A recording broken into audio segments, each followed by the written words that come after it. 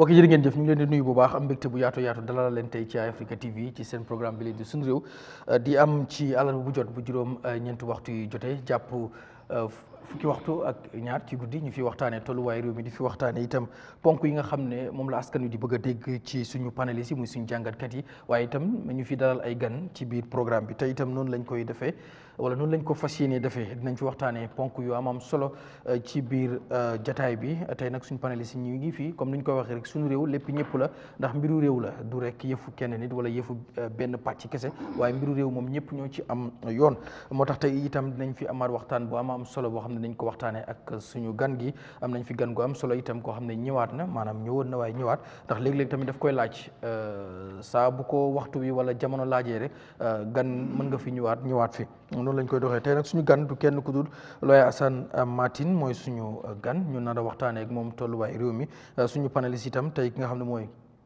Tobaski Sibi Dieng mi ngi fi moom as panéliste ki nga xam ne itam mooy Abdoulaye Bojang mi ngi fi ñu am fi itam Doudou Dia ak Sirifo Bayo Sonko moom itam mi ngi fi ci suñu wet di nuyu tamit ñaawru Koma dafa jàpp moo tax tey gisu leen ko waaye suñu réew noonu lay rek doxee ñu fas yéene nag waxtaanee lu bëree bëri tey ci biir suñu réew bokk na nag ci Meet the People Tour muy njiiti réew mi tour bi nga xam ne daf koy def ci at mu jot niki ni ko rek sartaay ndey réew mi santaane waaye saa bu amee nag coow li daf ci coow lu bari daf ci topp dinañ ci waxtaan ak itam koppar gi nga xam ne moom lañ ko allocatal maanaam moom lañ ko nattal ngir nga xam ne saa bu ci war a jóg loolu lañ ko war a mën a jox ngir mu dépassé ko ci jamonoy too boobu yëpp waaye dinañ waxtaanee tamit tolluwaayu politique ci réew mi dinañ ko waxtaanee bokk na ci liñ bëgg a waxtaanee ak itam nag ndax 2016 coalition du nekk loo xam ne dina gàllankoor another coalition maanaam jafe-jafe bi nga xam ne 2016 coalition xëy na am na ñu bëri ñu jàpp ne amoon na jafe-jafe boo xam ne am na loolu it dinañ ko ci xoolaat bu baax a baax ci lu jëmaat tamit ci mbiru NPP ndax président Barrow ak NPP nekk gënuñoo jekk ñi nga xam ne ñuy opposition bi ndax ñu bëri ñu ngi wax opposition bi xiiroo ngaayoo kese lañ fi nekkee taxawaguñ wala sampaguñu lu war a mën a déjjati fi président bi te président bi moom dafa mel ni moom ak NPP ñi ngi ci kawam ngir waajal 2026 dinañ ci waxtaan waaye itam ci mbiru coalition nas lañ koy tabaxee ki nga xam ne nag mooy suñu guest bi dinañ dikk ak moom itam ci loolu am na ci xelam màcc na ci ndax 2016 coalition bokkoon nañu ci bayoon seen waar ñu ci taxawoon loolu yëpp des na ko dëxëñ tey jile ci suñu réew waaye laata may nuyu suma panélistes yi ma nuyu suñu guest bi di rek lawyer Assane Martin kontaan nañ trop nuyu la waaye xam naa nag tey balaa ngay dem di nga joxe xaalis bu bari ci commercial department bi ndax yaa ngi indi benn bottle of water boo xam ne génnewuloo kayit yi génnewuloo dara so ñu ngi la tegal ay ndox nga indil ñu bottle of water boobu noonu anyway so ñu ngi lay nuyu bu baax di la bàyyi itam nga nuyoo ko ñuy seetaan Eyeafrica. jërëjëf Garmi nuyu la nuyuwaat la man duma tooñ borom luwaa du tooñ so kon ka wax nga kay nuyuwaat plateforme bi di suñu réew always with the pleasure and appreciation ñëw fii pour bokka always ñëwoon naa fii jamono gala boobu it was a different thing waaye bii yoon dañ ñëw pour waxtaan lu bëri comme ni nga ko commencé ci politique bi taxawaay politique bi ñoo dem fu ñoo dem waxtaan la mbiri réew la di ñeex also di nuyu sa panélistes yi from Sirifo fële waaye moom nag dafa war a joxe moom suma bill bi nag weer mi mun na koo joxe because Sirifo Sonko mu ngi receive award bi du ne certificate rek la baha mu ngi ci so akodo nyanta bolale mbe namo kanina itela ko itale it's on Facebook so nuyu brother Doudou Dia as always been debate brother Ablay definitely di gis yéen yëpp seen taxawaay suma ndoo bi rakka bi fii Sibi I mean definitely nuyu yéen yëpp I always look at the program here, the smart analysis that always come out of it. I mean, ñun yëpp comme lu ñu wax la rek affaire yi réew la di ko waxtaanee di dem di ko pàccoo. loolu moo tax foo leen ñu ñun moom dañoo share suñ views.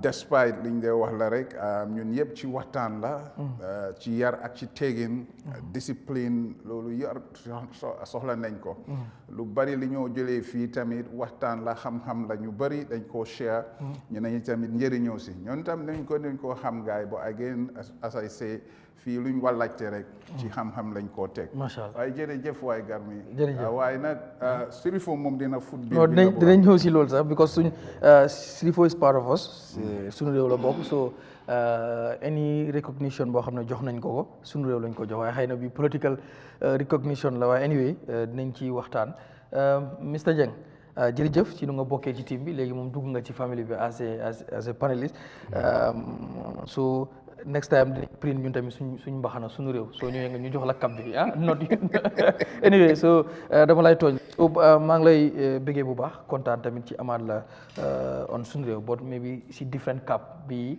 as a panelist waaw auzu billahi mina seytaani rajim bismillahi rahmaani rahim di njëkkeel nuyoo ci sa entire team bi the entire team of Eyeafrica TV di nuyu tamit panelist bi ak bépp nit boo xam ne rek jël na waxtoom pour follow Sunu Réew naan leen jërëjëf nuyu tamit suma co panelist yi fi nekka Bojang Sirifo Sonko ak Duja ak yow mii sa boppa Garmi naan leen asalaamaaleykum wa rahmatullah jaajëf Mr Bojang jërëjëf Garmi di nuyu suñu guest bi vétéran na yàgg na si affaire yi it's going to be a very interesting discussion di nuyu Sibi brother Sibi and of course brother Dia ak Sirifo di ko congratulate tamit si award bu mu am lu rafet la te ñu ngi koy rafetlu di nuyu ñëpp Gambians yi and everybody ñuy follow parents wherever you are and of course home and abroad ñu dee seetaan fii ba America and everywhere Garmi jërëjëf jaajëf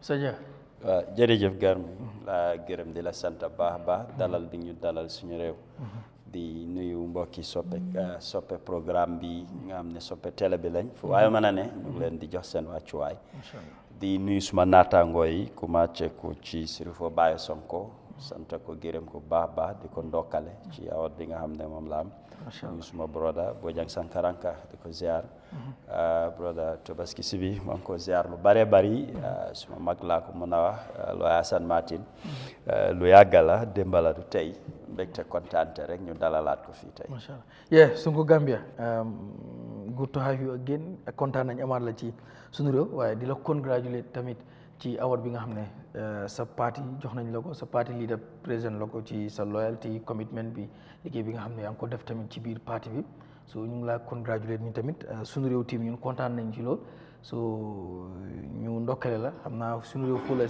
followers yi tamit on their behalf man ndokkale la tamit ma congratulate la ci ñoom so mi ngoog nuyuwaat la tamit ci beneen épisode Sunu Réew.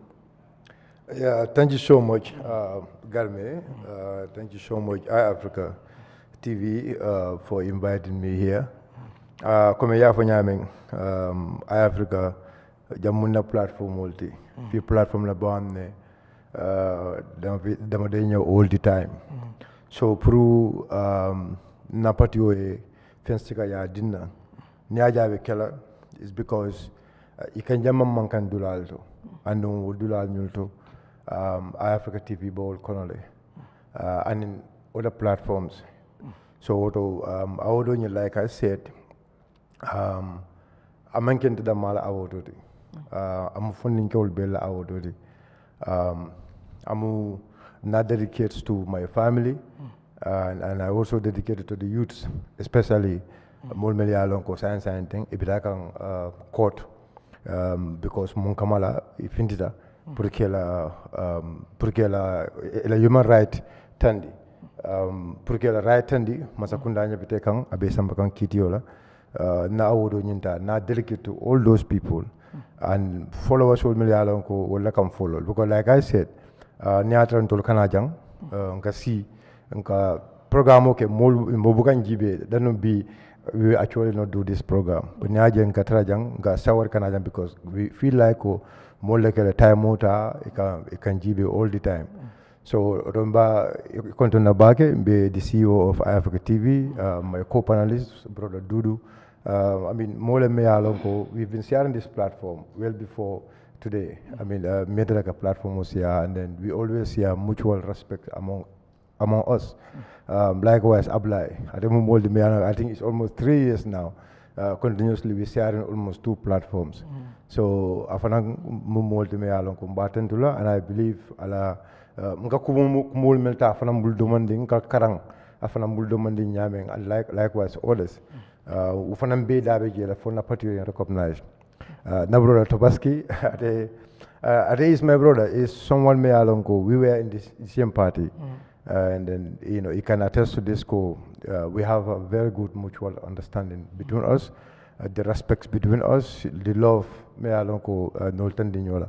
I mean, so Mafanam Kontona Bake for sharing this platform with him. I mean, na elder, like Adamu elder, Olemu Bekoroma, Ademu Moldi me along go.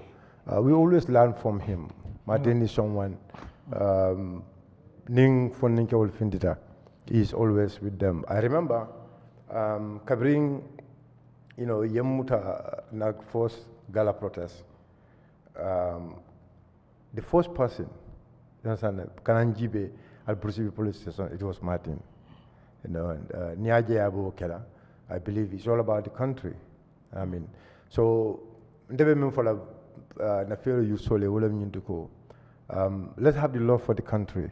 Na banko kanu and then na pare na pare to sacrifice for our country, because the thing is being to level funding quality, but day is coming or years coming na dingulu or dingulu wala fana betara kala funding kayat.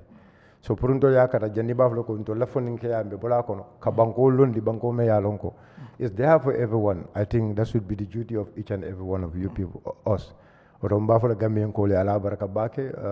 media platforms they actually post it. All the people they comment. I was watching a lot of platforms. The comments were good. Niajo comments bekala, I believe is the love from the people. So my comrades, my subordinates, my party leader, and the person me you know, at left coma. Bakar Mane. So it's a youth me along funding the quarter abamanda ye bakele, you know, with the party youth leader Haji and others. So Garme thank you so much. Yes. Me fan tend to la bake because Garme you are someone me along you know, I mean all the time you give us time, you never disrespect us. And we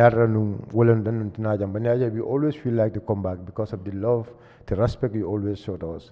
So and thanks for giving me this opportunity, Garme. Abaraka.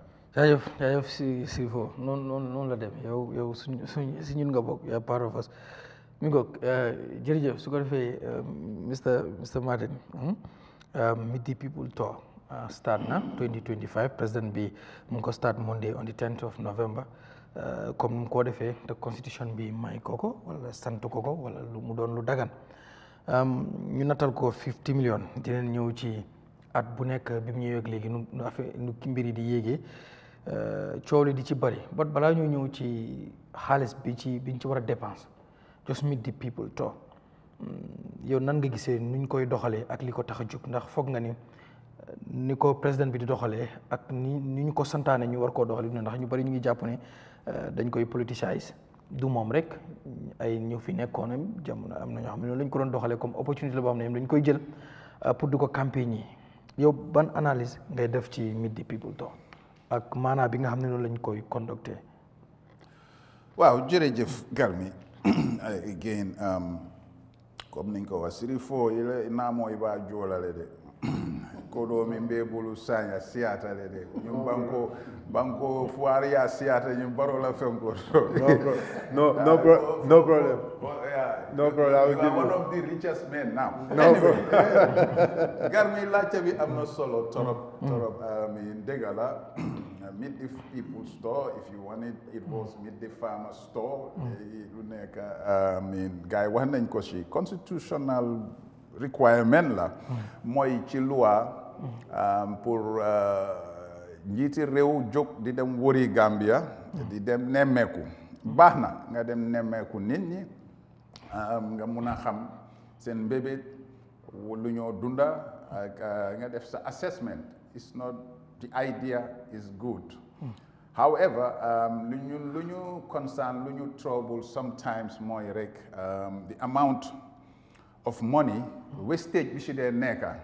And also the other aspect being allowed mooy it is used for a political platform. Lii is reality. Gis nañ ko fi. But here is the thing, Garmi. Yaa ngi wane 50 million at bi. Yaa ngi project estimate 59 million pour 2026. So mu ngi la won ne rek ñu ngi gën di yokka pour am nga this meet the people's store. However, li ci dee génn mooy dëgg la réew mi mun ngaa dem nemeeku nit ñi, but as I say su doon ne ñun amoon nañ suñ wéy definitely nguur guy ñëw yi man always loolu laay xool dañoo cut waste te dañ ko xool all aspects mooy ci lifin bi naka ci budget bi gis nañ travel budget fi mu nekk ni 680 something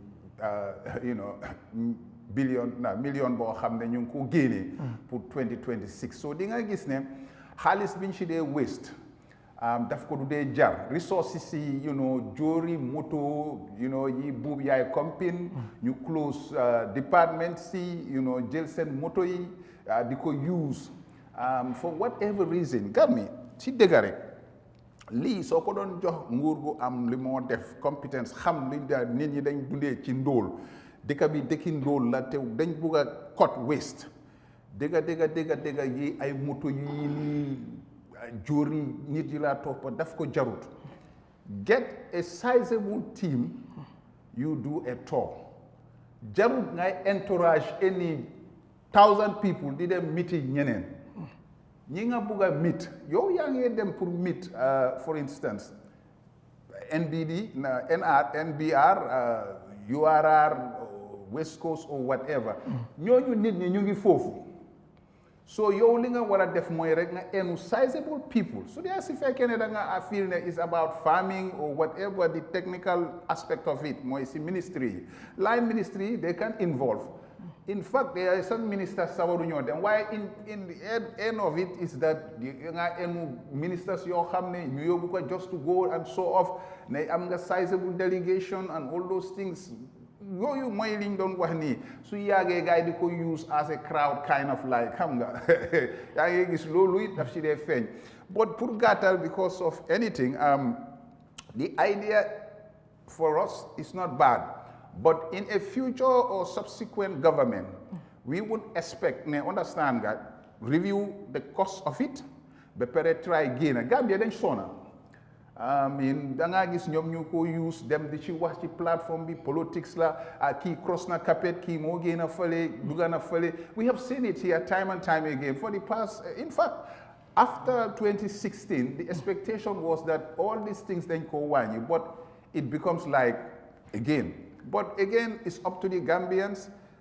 Idea bi baax na but nu ko gaay dee defee nguur gi problème boobu la nguur gi niñ ko ronee Gambie fi mu nekk nii loolu moo sonal nit ñi so dëgga Gambians yi as I say they will have a choice to make come 2026 we are not there yet because ñeneen ñi naan mu ngi fii ak fale waaye the Gambians will use their good judgment te su kanamee ci waxtaan bi ñun dinañ seet yan positions la ñoo listing ci gàttal Gambie ma all right Mr. Jeng meet the people tour comme gis nga président bi start na ko on the 10th di wër comme nu ko constitution bi santaane waaye coow li tamit jóg na ci ñu bari di ci wax ne li tax a jóg that meet the people tour président bi nekkul di ko def daf koy campagne nangam ak ku ci different reaction yow ban jàngat nga ci am. waaw man dañoo war a liggéey sax si meet the people store di ko njëkk a suxal parce que ministre Martin laal na ko léegi mais dafa important pour président bi di go round pour gis lan la béykat yi di jànkuwanteel sur béykat yi sax war naa mën a gis la Gambien yi di jànkuwanteel si yeneen area wante lu ñu war a laajte suñu boppam mooy meet the people store since jamono yi Jawara ba tey ban impact la meet the people store bii nii def si suñ agriculture sector loolu lañ war a njëkk a laajte suñ boppam muy benn ñaareel bi ba léegi Gambia is not productive Meet the People Store at bu nekk nga spend lot of million 2022 foog naa $6 million la parliament approve guys spend over 25 million foog naa 2023 they approve about 10 million guys spend 30 million 61 waaw sorry 61 sorry 61 million waaw léegi nga seet this year mu ngi dem to 52 million I don't know so soo waree seet expense yooyu noonu yëpp tey bu doon ne nguur gi digga bay bi soxat na leen wala digga ñoom Meet the People Store bii nii liñ faa jëlee si nit ñi ñu ngi ko implement kon fooguma ne sax right now nii daf doon nekk Meet the Farmer Store daf doon wax ne right now maybe daf doon def comme lu yeneen country si di def like Sénégal indi other investors pour seet naka la ñoo yaatalee suñ farming sector bi but Garmi depuis independence ba tey at bu nekk Meet the People Store ban impact la nekk def si suñ agricultural sector bi loolu moo jar a laajte secondly yaa ngi spend diggante 2021 ak léegi spend nga over 300 million te yaa ngi indi ay lii nii caterpillar la xawma tractors nga ne da nga ko jox suñ farmer yi farmer bu nekk nga dem laajte ko $600,000 si deposit léegi yow Meet the People Store bi nga def nii yaa ngi spend 60 something million on what farmer bi su béyee ba pare balaa nga koo fay dina dem 4 months 5 months after dafa dem ba commencé nekkal lebkat leb koñ bi yëpp leb jaaykat bi leb borom bitig bi waxtu bi nga ko ñëw pour fay xaalis bi nga ko fayee yëpp mu ngi ko fayee waat bor wala starté from zero so man mënuma understand ban façon ngi impact la Meet the People's Farmer Store bi nii nekk di def su passé nekk how to call it again nekk political rally di war a jël suñ tax coffers yi uy ma suñ demee si place ñu organise rally farmer yi sax dañoo taana ñan ñooy war a wax ak ñan ñoo warut a wax so man gëm naa ne lu gën a important mooy président bi waroon naa mun a taana few people defar délégation am boo xam ne from the Ministry of Agriculture or ñu ngi am that research institute for agriculture xaw ma naka lañ ko dee ooyee you know exactly those people ñu nga nii doon few entourage ak sa security nga go around but li ñu war a laajte suñ boppam mooy xaalis bi nga xamante ne nii moom lañ budget nii 60 or 52 million bii nii nguur gi Meet the People Store si lan la ko dee fere first question bi loolu la ñu war a laajte suñ boppa panel si dinañ d'accord si man ne amul dërëm bu see dem si farmer bi yëpp bu ngeen dem si essence padaayam néeg bi nga fanaan bu am AC wala fan bu neex lal bu nooy si loolu lañ ko expend ak lan amul dërëm buy dem si farmer yi at the end of the day farmer yi they don't have the equipments benn ñaar amul market bi pour war a jaay seen products seen produce secondly suñ indee seen produce yi sax government bi daf koo leb wala su leen pour mu fay leen dañoo nekk di jaabante back and forth ba noor ban dugg si diggi noor so dafa laa woon rek ne government bi they don't know the direction mënuñoo wécci suñ farmer sector bi or the agricultural sector because at the end of the day xaalis bi ñoo expend nii yëpp man dama feel like ni it's just a waste because xaalis bi waroon nañ si mun a jënd ay fertilizer equipment yi nga xamante ni moom la farmer yi nit ñi jox leen ko dan ngay wër di jox nit ñi empty promise nga wax nit ñi tàccu yuuxoo nga tasaaroo dem doo jàng si lan la farmer yi wax problème yi laa wax tey moom lañ laa wax sa next door problème yi laa jonkalaat sa next door di following door loolu lañ laa jooyee waat nga delloowaat rek nekk di attaquer opposition yi diw ni la dee doxee diw maa tax mu nekk lii man maa tax kii def lii loolu moo fi nekk Garmi waaye Meet the People Store bi is a waste any conscious Gambian boo xamante ne ni xam na lan xaalis bi ñu dugal si Meet the People Store nekku di make impact on the farmers or even the agricultural sector because ba tey bi ci Adama Barrow bi mu ñuy into government since 2016 to date man gisuma benn impact with all the millions expended man gisuma benn impact boo xamante ne nii Barrow ak government am bi def nañ ko si farmer sector bi farmer yi ñoo ñu gën a soona tey Garmi last harvest bi rek gis nañ ne after problème lañ amoon si ban façon système la ñu war a use Wave la ñu war a use wala Q Money la ñu war a use sorry for the advertisement wala ban façon process la ñu war a use sax pour fay farmer yi lu nekk dañ ko bugg a def monopoly bugg a favor benn businessman am top of the order even ñu ñoo fayee farmer yi sax monopoly la so dafa laa woon ne nguur gi nii dëgg dama dee toog di laajte sama bopp ndax ñii sax ay Gambian leen because at the end of the day man dama gëm ne soo nekkee doomi réew bu baax nit ñi sànnee la karta agricultural sector bi is one of the best sector su doxee rek réew mi dox Gambia di ka boo xam ne we are less than 2 million mun ñoo béy suñ maalo boppa ba Mohamed Dia moo war a ñëw save government bi ne moom digga munut léegi businessman mooy war a ñëw di produce maalo di ko war a jaayaat Gambia ni so Meet the People Store bi xaalis bi su ko mënut a jox farmer yi na ko jox Mohamed Dia rek mu expand ñu wéer yëpp si Mohamed Dia ministre bi ñu def léegi Mohamed Dia minister of agriculture pour Gambia mun a productive tuuti falaa mun a ma lay wax bi. all right Mr Bojang noo gisee Meet the People talk comme nu ko Mr Jeng waxee rek so dinañ ñëw si figo si comme xaalis bi liñ ciy def ñu bëri dañuy collection xaalis boobu naka la ndax dépasse kese la essence kese la pad yëm ñu koy waxee muy buuñaa yi leen di jox ak yeneen ak yeneen yow ban jàngat ngay def ci Meet the People talk nit ñi ñu bëri niñ koy jàngate ñoom nag dañ koy defend ne lu constitution bi santaane la président bi daf ko war a def déglu baykat yi déglu askan wi ngir mën a jotee ci ñoom pour mën a am first hand information mën a xam lan la askan wi di léeg-léeg itam mu xool projet yi fan lañ toll yow nooy jàngatee Meet the People talk. wax naa ko ne it's a Ponzi scheme fraud la scam la su ñooy waxante dëgg rek foog naa ne parlement tamit dañ leen war a blame a lot sometimes you wonder ban effect lañ day am because man dama gom ne comme loi nu mu ko waxee koppar bu nga xam ne Gambia moo ko moom fu mu dugga war nañ si gis audit war nañ si gis impact value for money ñu wax yëpp loolu lañ nekk di wax kenn against ne président bi war na dem meet people mun a whatever with them to know assess moom tamit moom mun a assess boppam instead of to rely on reports waaye dañ foog ne what is the rationale behind this law in the first place? This was, sorry for the language, archaic Gambia. At this time now, we think we are a bit modern. But this was archaic Gambia, old-fashioned Gambia. Nga xam ne dafa jafe pour nit toog farafeñe di déglu gar mi mu ngi wax fii di déglu président lu mooy wax live di same minute bu nga koy jël moom tamit di same minute la koy jël téléphone yi amutoon doole. The rationale was, how do you break the disconnect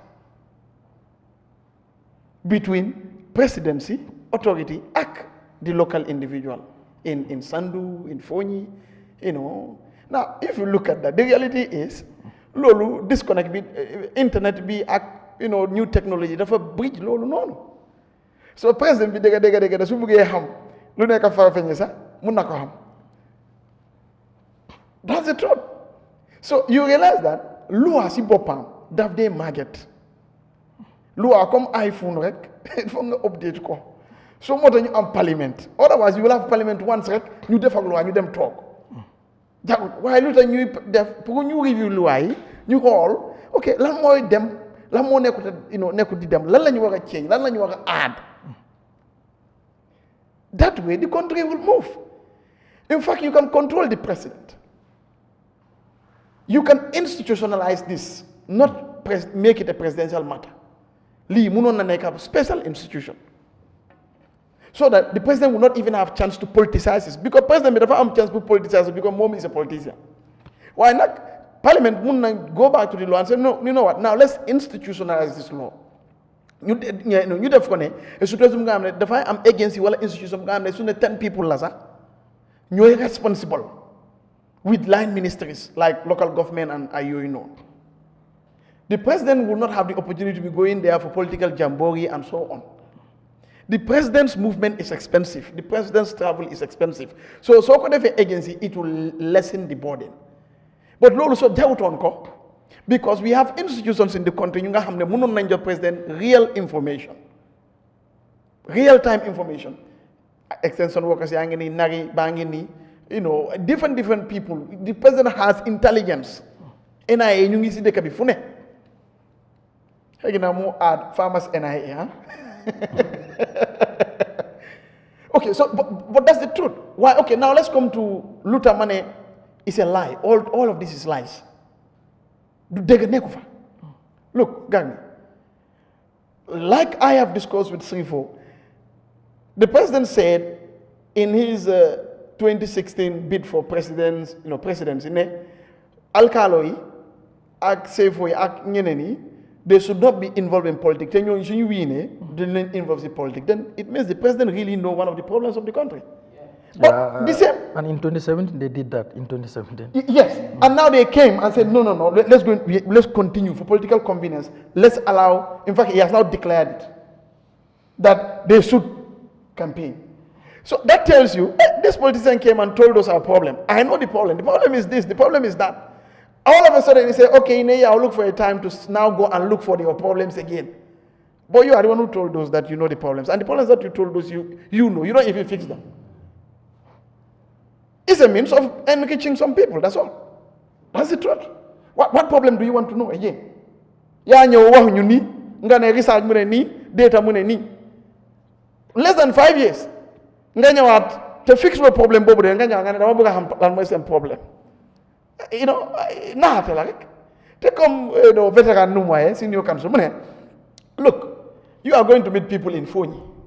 They are the people that should tell you their problem. Why the need for the Banjulian? He can wait. When you come to Banjul, he can. Why the need for somebody from Serekunda to go along with you? Why? And these farmers that you are meeting, the lie is this. You are paying yourself to talk to those farmers. But those farmers are not paid for their produce. They are also not even paid for them to attend the rally or talk to you. Because you are getting information from them. You should pay them. Because you are paying yourself just to talk to farmers. But they are not paid for talking to you and give you information that will make you serve better. The per diems, where are they going? I have not seen any farmer that they pay per diem. Again, you said development. You want to know the fact. Hey, the Constitution has created all the mechanisms. The VDCs are there. Gambia, December, you see a lot of institutions are conducting training leftover of the budget. Have you ever had for you or a national VDC capacity building? VDC is part of government now. Have you ever heard of that? Has the president allocated, because the VDC is the brain box. So near to local community development. Yeah. So now you are going to the same grassroots. What report do you get from the VDC? I think the line should be VDC should tell you. Did you capacitize them? But you are capacitizing ministers that have doctorate. Every now and then they are going for training. Useless training. How to use ChatGPT. That also, somebody should train somebody on that. But the farmer that you should train, the VDC that you should train, the people that should give you the right channel, you don't even have anything for them. Yet, you are there for the people. So what is Parliament doing about all this? But you see, the same parliamentarians, Gambians, there is a fashion of politics that I want us to look at. The same parliamentarians, when my family is shot at, police has done something, or an unfortunate incident happens, the same parliamentarians will rush to my family, take photos, to talk to you that they are doing job. And unfortunately, we celebrate them. Hey, mom, kay su dej amé daf de ñew. Hey, mom, kay suñu amé lifin daf de ñew.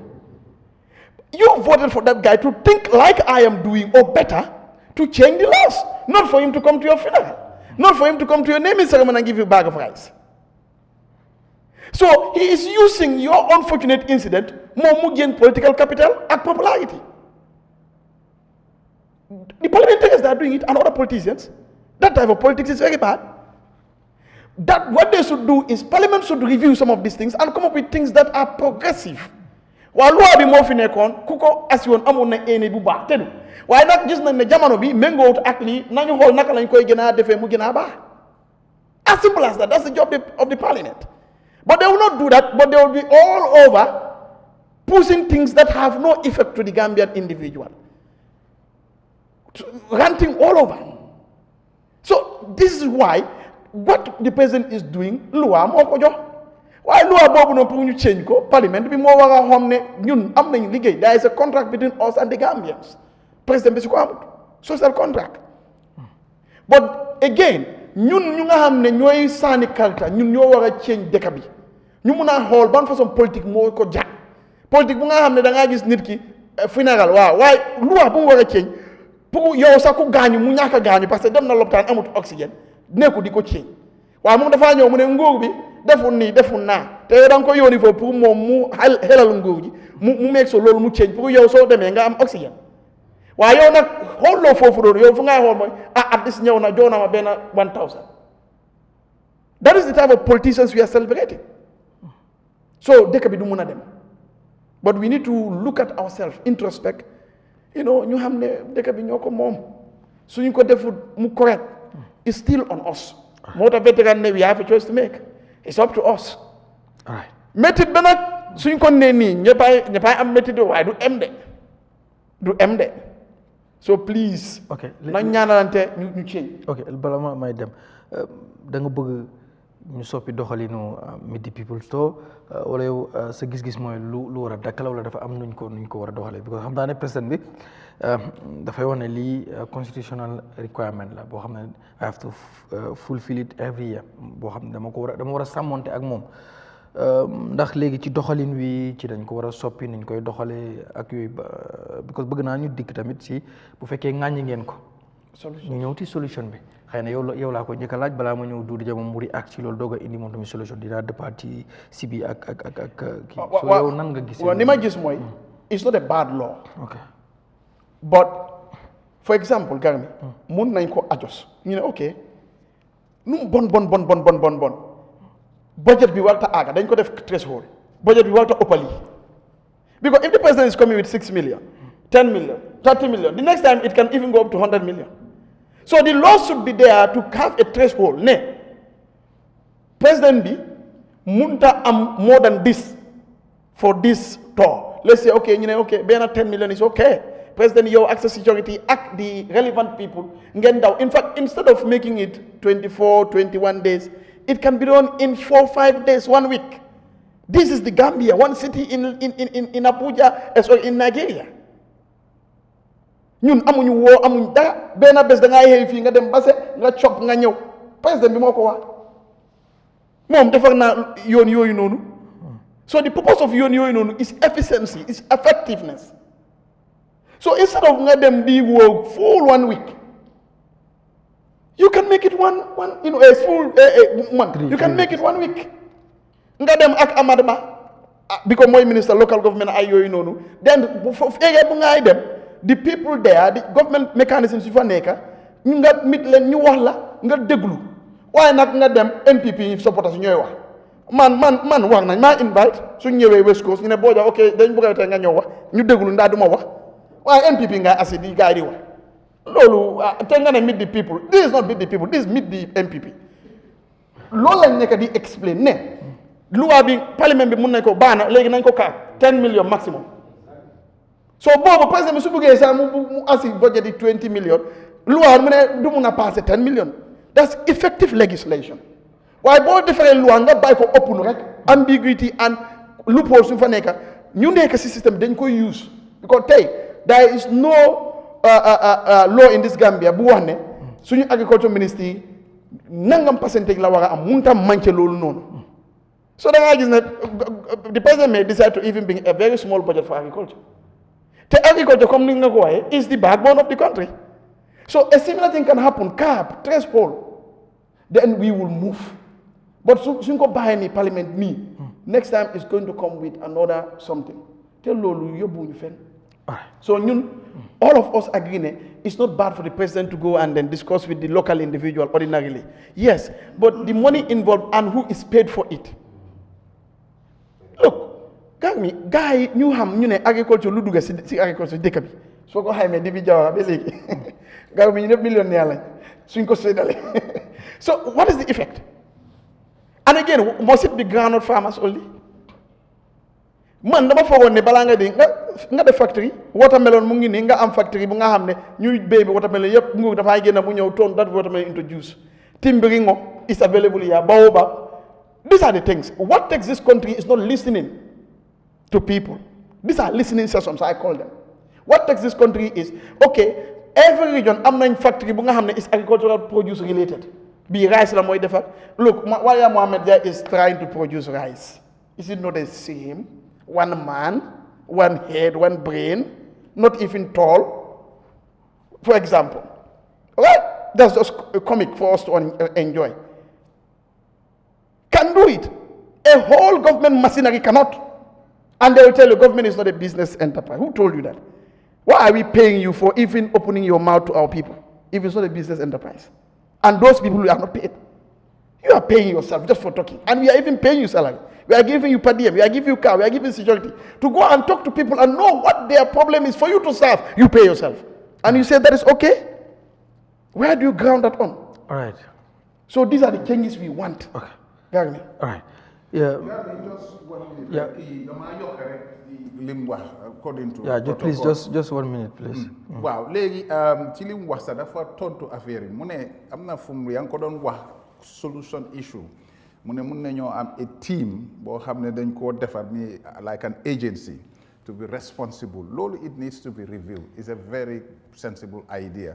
Secondly, wax na affaire yi di parliamentarians and true, which is section 112 of the constitution. Parliamentaries are all civil the public servants when it comes to their role. So they have ñoom tam dañ war a jël seen matuwaay pour yokk ci loolu rek. Yeah, all right.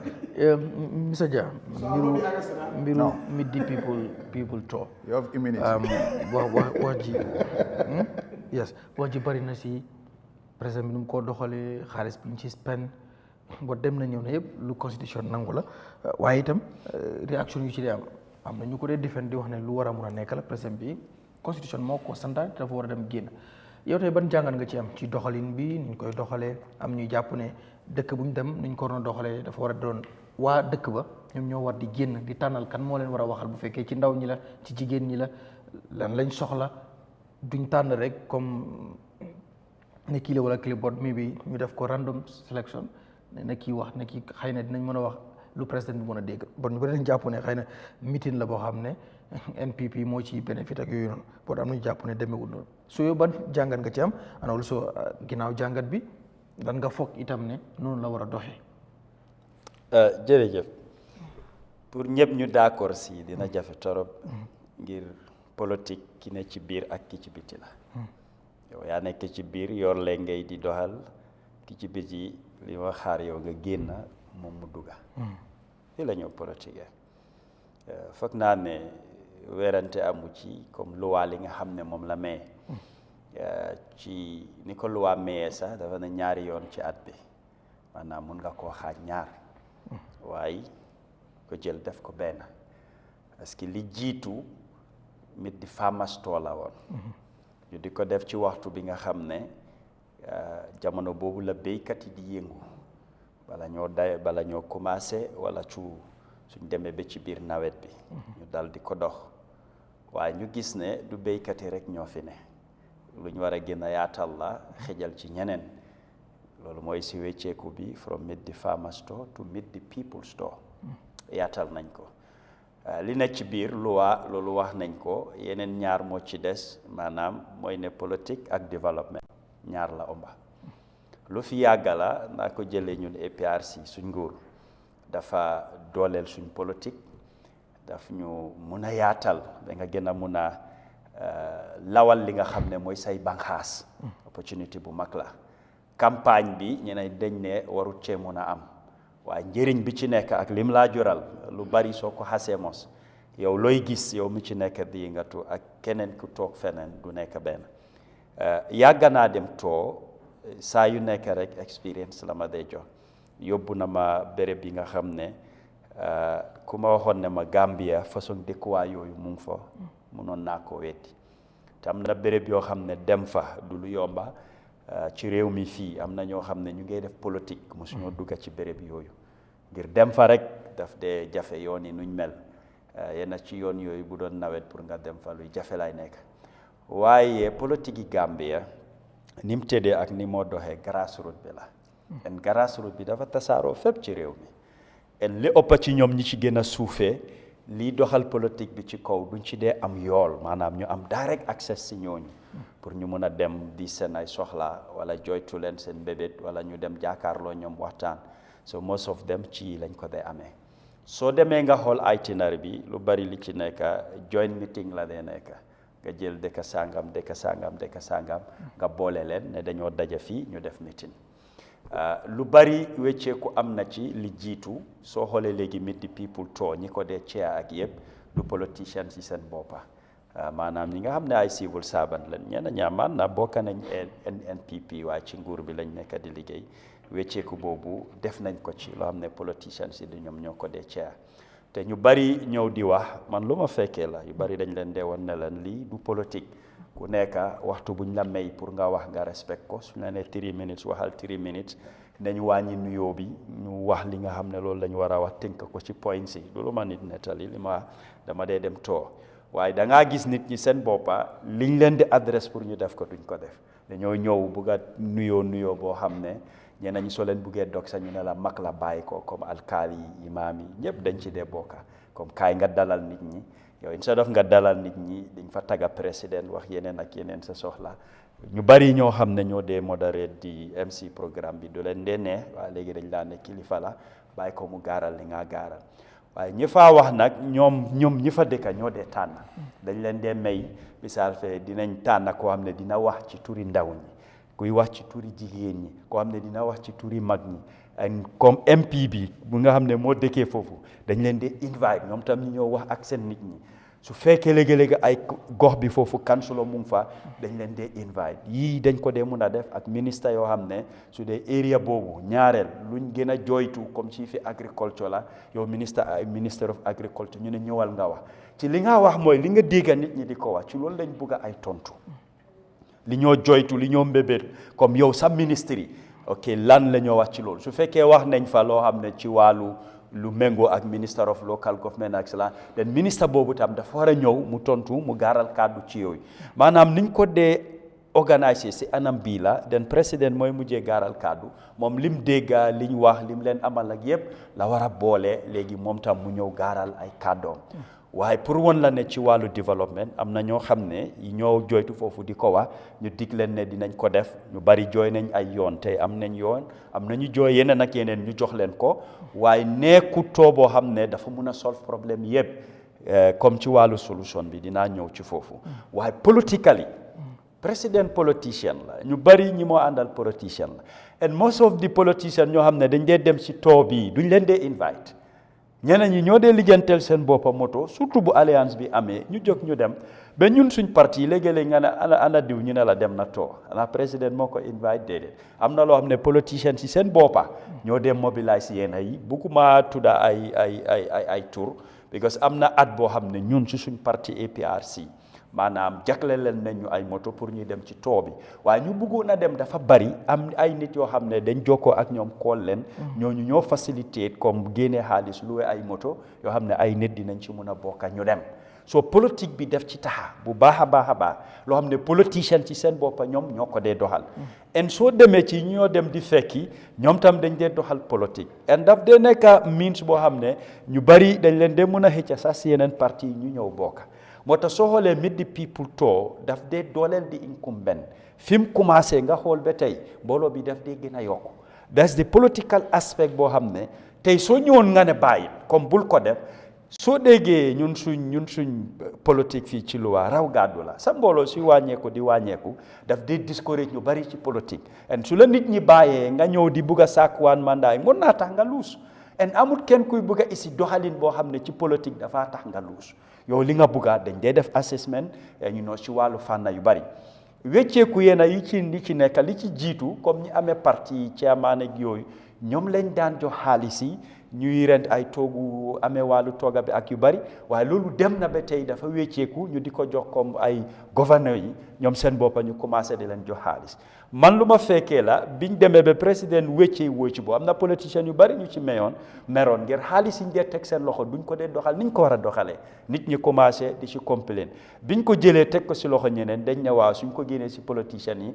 nit ñi duñ bari politique bi dina yaaxu ñu wax lu bari waaye dem nañ ay dëkk yoo xam ne nit ñi dañ gën a yokku ba politique ba président si boppam taxaw na ci mic wax ko ne ana ñu waxoon ne comme nit ñi duñ génn ak mbir yu mel noonu so political aspect bi loolu la dee mën a jur lu bari moo nekk ci biir loo xam ne soo ci duggee nga bokk ci da nga ko ci dee mën a gis ñeneen ñi nekk ci wàllu tas xibaar ñoom dañ ci dee toppa ñu ngi dem ay dëkka di fekkee lu bari ñeneen ñi dina am jàngat yuñ la ci mën a woon ngir lan ñu ngi am expérience bi ñu ngi cee dem ñu ngi cee war a mën a bokka so wàllu politique ku la ne du dooleel di incumbent kon kooku des naa xam Meet the People to lan la moo jur moo tax ma ne la ñun suñ parti APRC dañ ci xare ñoon bu baax te daf ñu dimbale politically te tax na suñ politique mu dugg a béréb yi nga xam ne ñu bari xalaatuñ woon ne politique dina fa àgga loolu nekk na sabab tey from Katong ba Koyna foo dugga di nga fa fekk waa APRC du rek yàgga ci nguur de waaye faaw nga liggéey ko nooy dem fekkee nit ñi fiñ ne mun a waxtaan ak ñoom mënu loola naa fajal yépp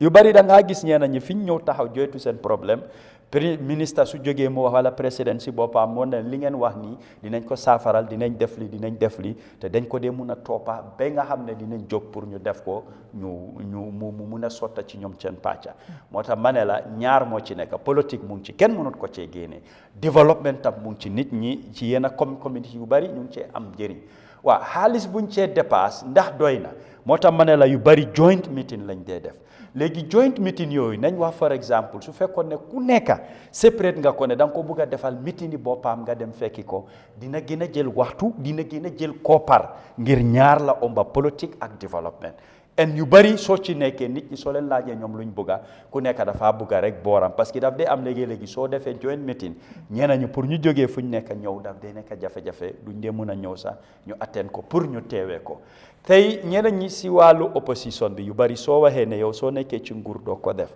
nga nekk ci misaal nga gis sa politique di wàcca di nga soppi doxalin dina am leneen looy def ngir li ma politique yi Gambia grassroots la du rek ñi nekk ci kaw wala ci komba bi fii déedéet waaye surtout ñoo xam ne ñoo nekk ci deex bi ñu bari ci ñoom seen gom-gom ci politique mooy nekk su yàlla faree buur président bi fi nekk ñoom moom lañ àndal du ñëpp waa ñeneen ñi mentalité bii lañ am lii mooy seen gom-gom loolu mooy seen taxawaay boole ne président mu ngee ñëw ñeneen ñi ñoo dee organise seen boppa nga gis ñu boole ci ay activité ici léeg-léeg nga gis ñu ici ay béy wala ici ay dugub ak yi ñu ne président bi lañ ko may dañ ñëw pour président loolu ñeneen ñi dañ ci dee bugg a wane seen boppa en ñeneen ñi dee wax ne comme dañoo cross capet dañoo bugga kilifa yu fa toog including président mu gis leen mu xàmmee leen yëpp ci ay politique loo xam ne loolu lañ koo nekk di doxal sometimes yow miy dem yéena yi da nga ko dee yëg in advance ne lii ak lii dafa xew waaye yéena yi doo ko dee sóoraale daf dee xew ci biir meeting yi ñu ñëw di ko announce ne dafa am ñoo xam ne dañ bugg a cross capet bokkutoon sax si itinéraire bi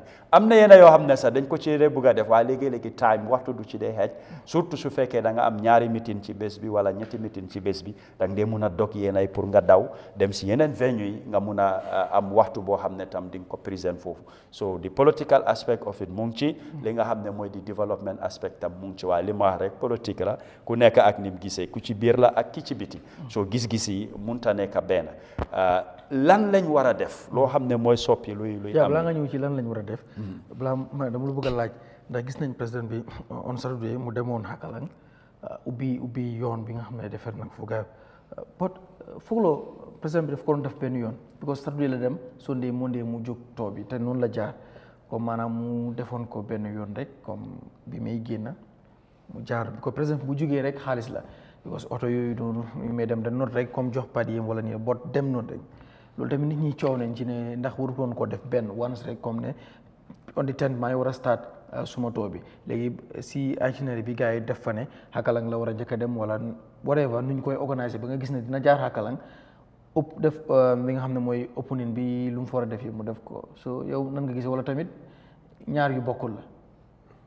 waaw ñaari soo ko xoolee li ñoo suggest munoon naa ne ñu boole ko si too bi mu jaar fa ibi ko def li moo def mu dem wax naa la ci gannaaw ne ñaar moo fa nekk politique la ak développement la soo xoolee Hakalang yoon boobu area bi oppa ñoomi loowa ñoomi dem ba ay Jokaado ak yooyu connect na over 100 villages léegi foofu political yi nga ñëw rek ibi li nga ibi nga dem sa yoon ak nga def programme nga on nit ñi ne leen kaay leen du benn gis nga soo taanoon boole ko ci too bi da nga ibi yoon rek nga dem waaye su fekkee da nga bëgg a politique laa la wax man su ma doon politique damaa ne séparate ko parce que dafa am looy ut da nga soxla nit ñi seen carte ci anam boo koo defee nag nit ñi mun nañ koo criticize mun nañ see ñàkkat jo d'accord waaye daf laa jural result daf laa isil mbooloo daf laa isil ñuy fés nekk sa gannaaw te loolu moo laa pousse moo laa dooleel nga am ndam. waaw boobu meeting boobu tamit mënuñ ko woon a organise comme organiser meeting moom buy jóg di dem si too bi nga xam ne bu defee meeting boobu rek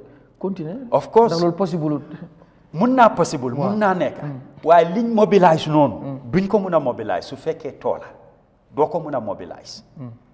waaye soo ko jaglelee def ko programme li nga mun a jëlee ci si dëkk goxaan yooyu ñi ko wóor ne leen kaay leen ñu def ko et programme soo ko defoon si itinéraire too doo ko mun a def.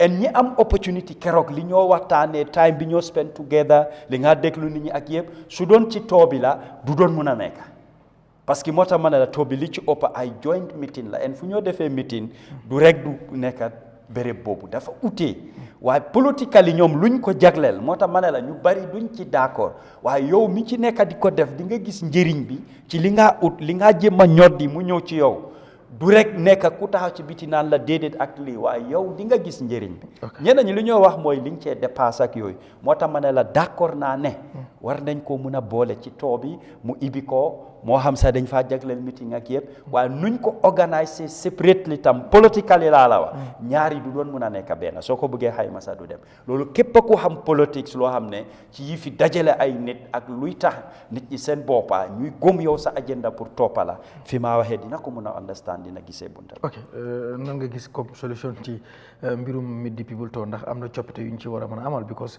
nit ñu koy criticize moom bëri na te every year nit ñi gën koo criticize te léeg-léeg xëy na dafa mel ni président bi ak ñooñam dañuy may nit ñi luñ mën a wax léeg-léeg ci doxalin bi ak yu mel noonu.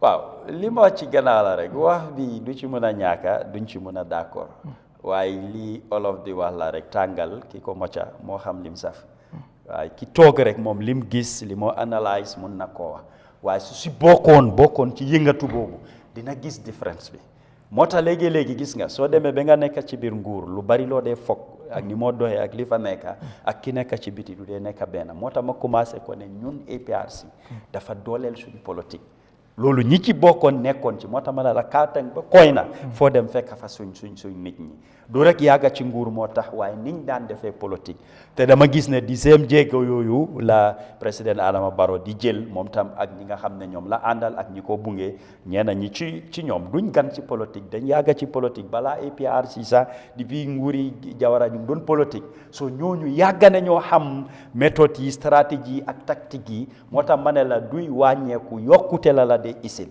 lépp loo ji ci politique nag muy law di dem di gën a yokku di gën a bari yar mi foog nga focus ci loolu parce que loolu ngay ut mbooloo mooy doole ñun suñ luwaa raw gàddu la wax ku la ëppale benn carte sax kooku mooy am ndam kon mbooloo daf ci am solo lu ci am solo la li nga politique ngay mun a fexe ba sa mbooloo naka la moo yokkoo ngir loolu moo la war a mun a jox pour nga am ndam loolu soo ko ci bëggee génnee rek xaw ma kon ban façon politique ngay def léegi ci lu ko mun a soppi lu wax ci la bokka loi bi fa nekk ne foog ñu jàmbar ko dem seetaat ko loi mooy mun a réguler am lu may président wala am loo xam ne moom la moo jagleel ci Meet the People Tour moo xam ci wàllu koppar la xaalis moo xam ci wàllu délégation buy jóg pour dem la moo xam ci ñi moo fekki moo xam comme anam buñ koo defaree loolu yëpp su ko loi waxoon yu bari ñoo werante di ci coow duñ ci fekk waaye dafa am yoo xam ne su dee loi daf ci noppi maanaam ñëw doxuñ baaraam ne lii la léegi yow mi nekk ci biti nga bugg a wax ki nekk ci biir ne ko nii nga ko war a defee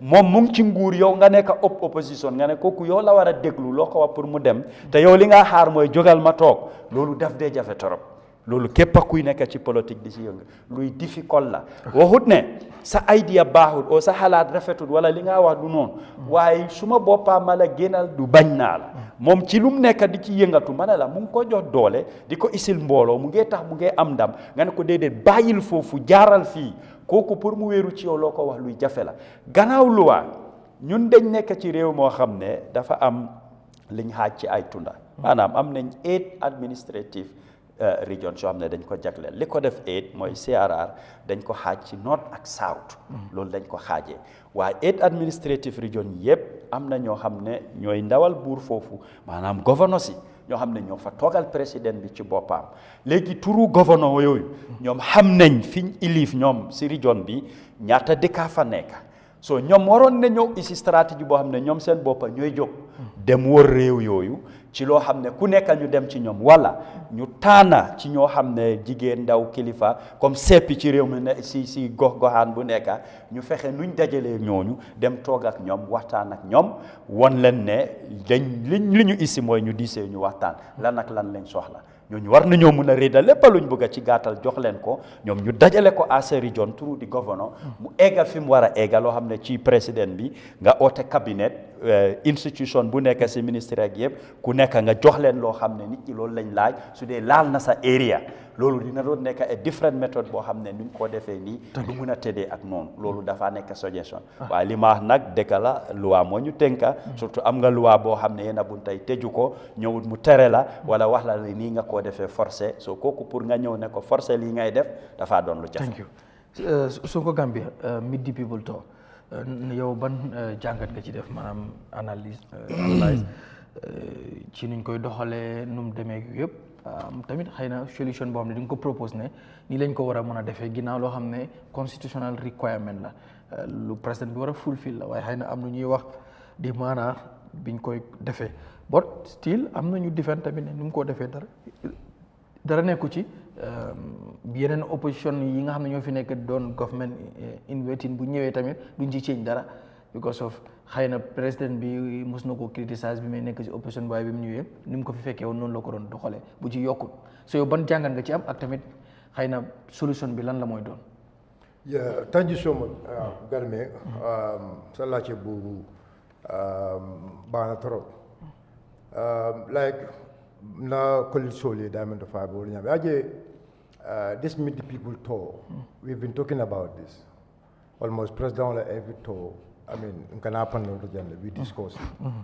But Nyaji be ngi panel sol be diam ko ka ko la key concern kata dam wala na follow men ka dépense right for me like through president waita and banku dungule meet I mean I think was a good idea for me I mean prior time mole interact mole sula ko men pour ka long I don't think that's a big problem but it can have low mental capacity when have low osiata bagel so basically nia feel like okay niaje because niaje for example masakunda all the time kabin this government nata ila every year aka kafule it can have low mental capacity every year aka kafule so ike fa wajibe sa niaje na fulo ka kafu maybe nga toke nyame maybe wala na fulo ka kafu so what should we do memum fere kutal lekela pour ka jiko na ke nyala nyame ya lonko ibaje loko na fulo menka dépense na fulo ni akana I mean akana sia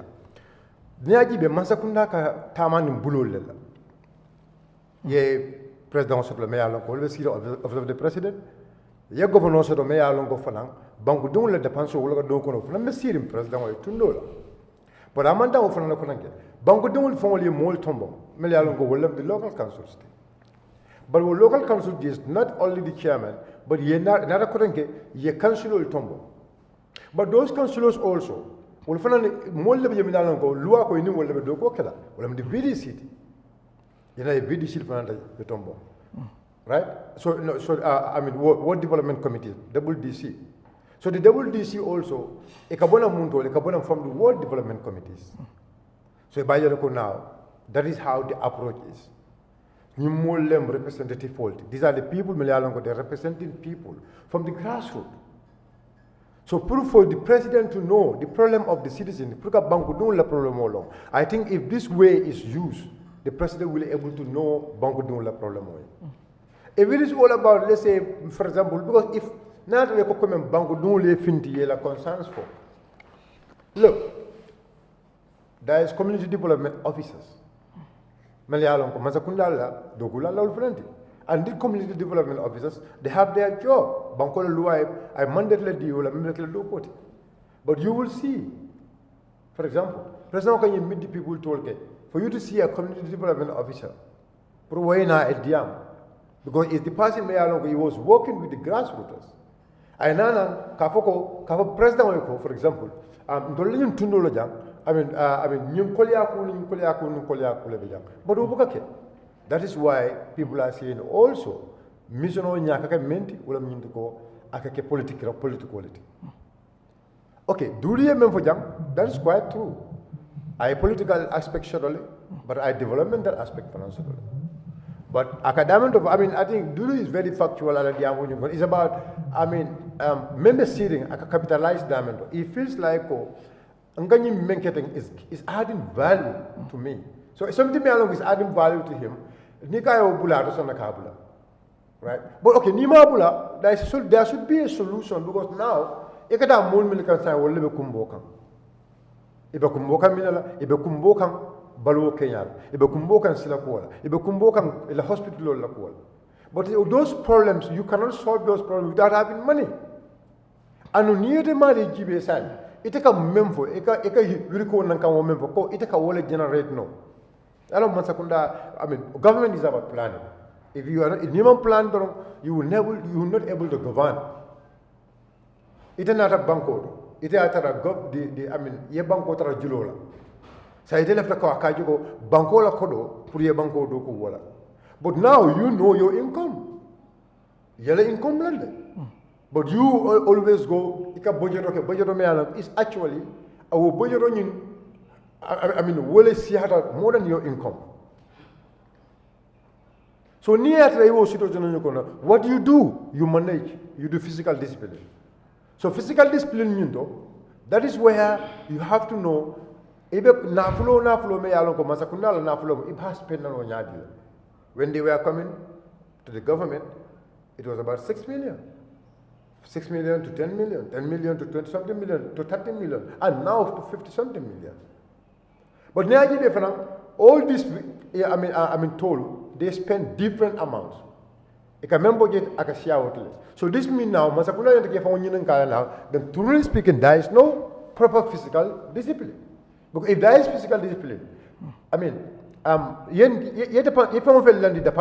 look at yourself. For example, you know your budget. You can make budget, you can sort of side. But now, when you are spending, you will not spend more than what you even budget. So, if you look at the economy, will always the economy be like a G, because we don't man disciplines in terms of spending our money. So, but meet the people talk. I mean, Katayani Banko don't enjoy. I will not condemn that, because those are the people will like a cartel fire, and they also have right to meet with you. They also have right to talk to you. But I feel like look at the number of days, because ninga planning, for example, if you feel like 1 month later, or maybe you're using 28 days, for example. But this 28 days, almost it's always more than what we budget. So now we will do a plan. We can able to do it in 10 days. Because the longer days you spend, the more money you are going to spend. So what you can do when you size is down. Put the dates down, for example. All this region they have a central point. They have a central point. The president can even make a caravan. If he can make a form of caravan, for example. You go to a central, 1 or 2 central big points where you will be able to meet with VDCs, the alcalos, the VDCs, the double DCs, the councillors, the chairman, like the governor and the world development, like all the planning officers, because government, you are there to deliver to the people. The agricultural ministry, the agricultural departments there, because these are people, government you will learn for them to work with the people. So we expect, for example, they are the regional to Minala, regional Seno Bunda Nyinta, Kayuruandi.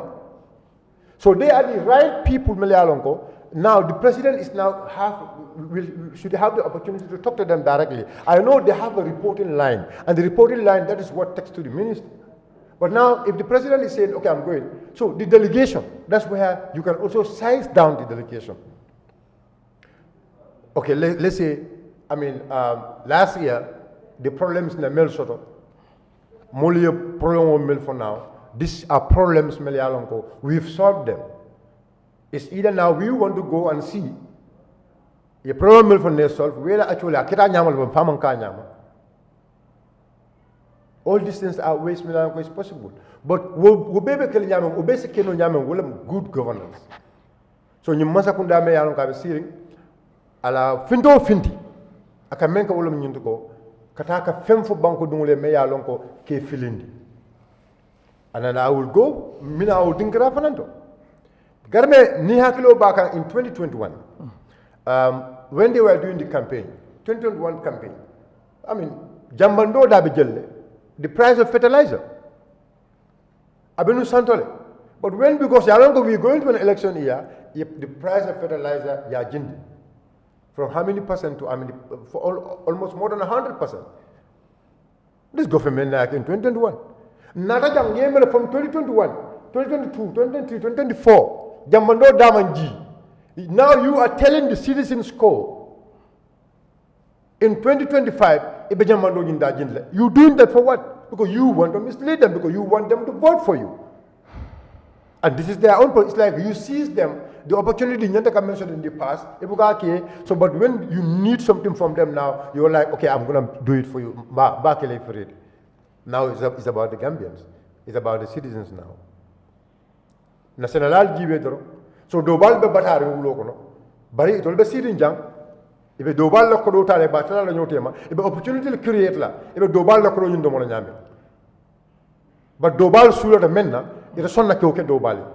What is that Dobali? I come for Dobali, may Yalonko, they will not do it, or they are not doing it with their open heart, but they're only doing it just to deceive Dobal. That is completely not fair. Everybody deserves something in the country. Momo, Banko Kang, I rise to the Fendala. Give it to them, Awatola. Masakunda structural melondi. From the president's level, for the grassroots level, government need to respect those protocols. And if we respect those protocols, look, Gambia is not only the only bank me along President Bembulu. But at some point, we are trying to kind of Bangomara and more of a Western life at some point. Democracy, per se. But neither of Bangolka. Mafako Mansal Buka Fintini Moli Nyoje. Mafako Mansal Buka Bankoli. But Mansal la reporting line or Mansal la Dogo Kakanyamolo Nyugo, they have representative. Well, we have a representative type of governance here. But Nyaji all those things are not respected.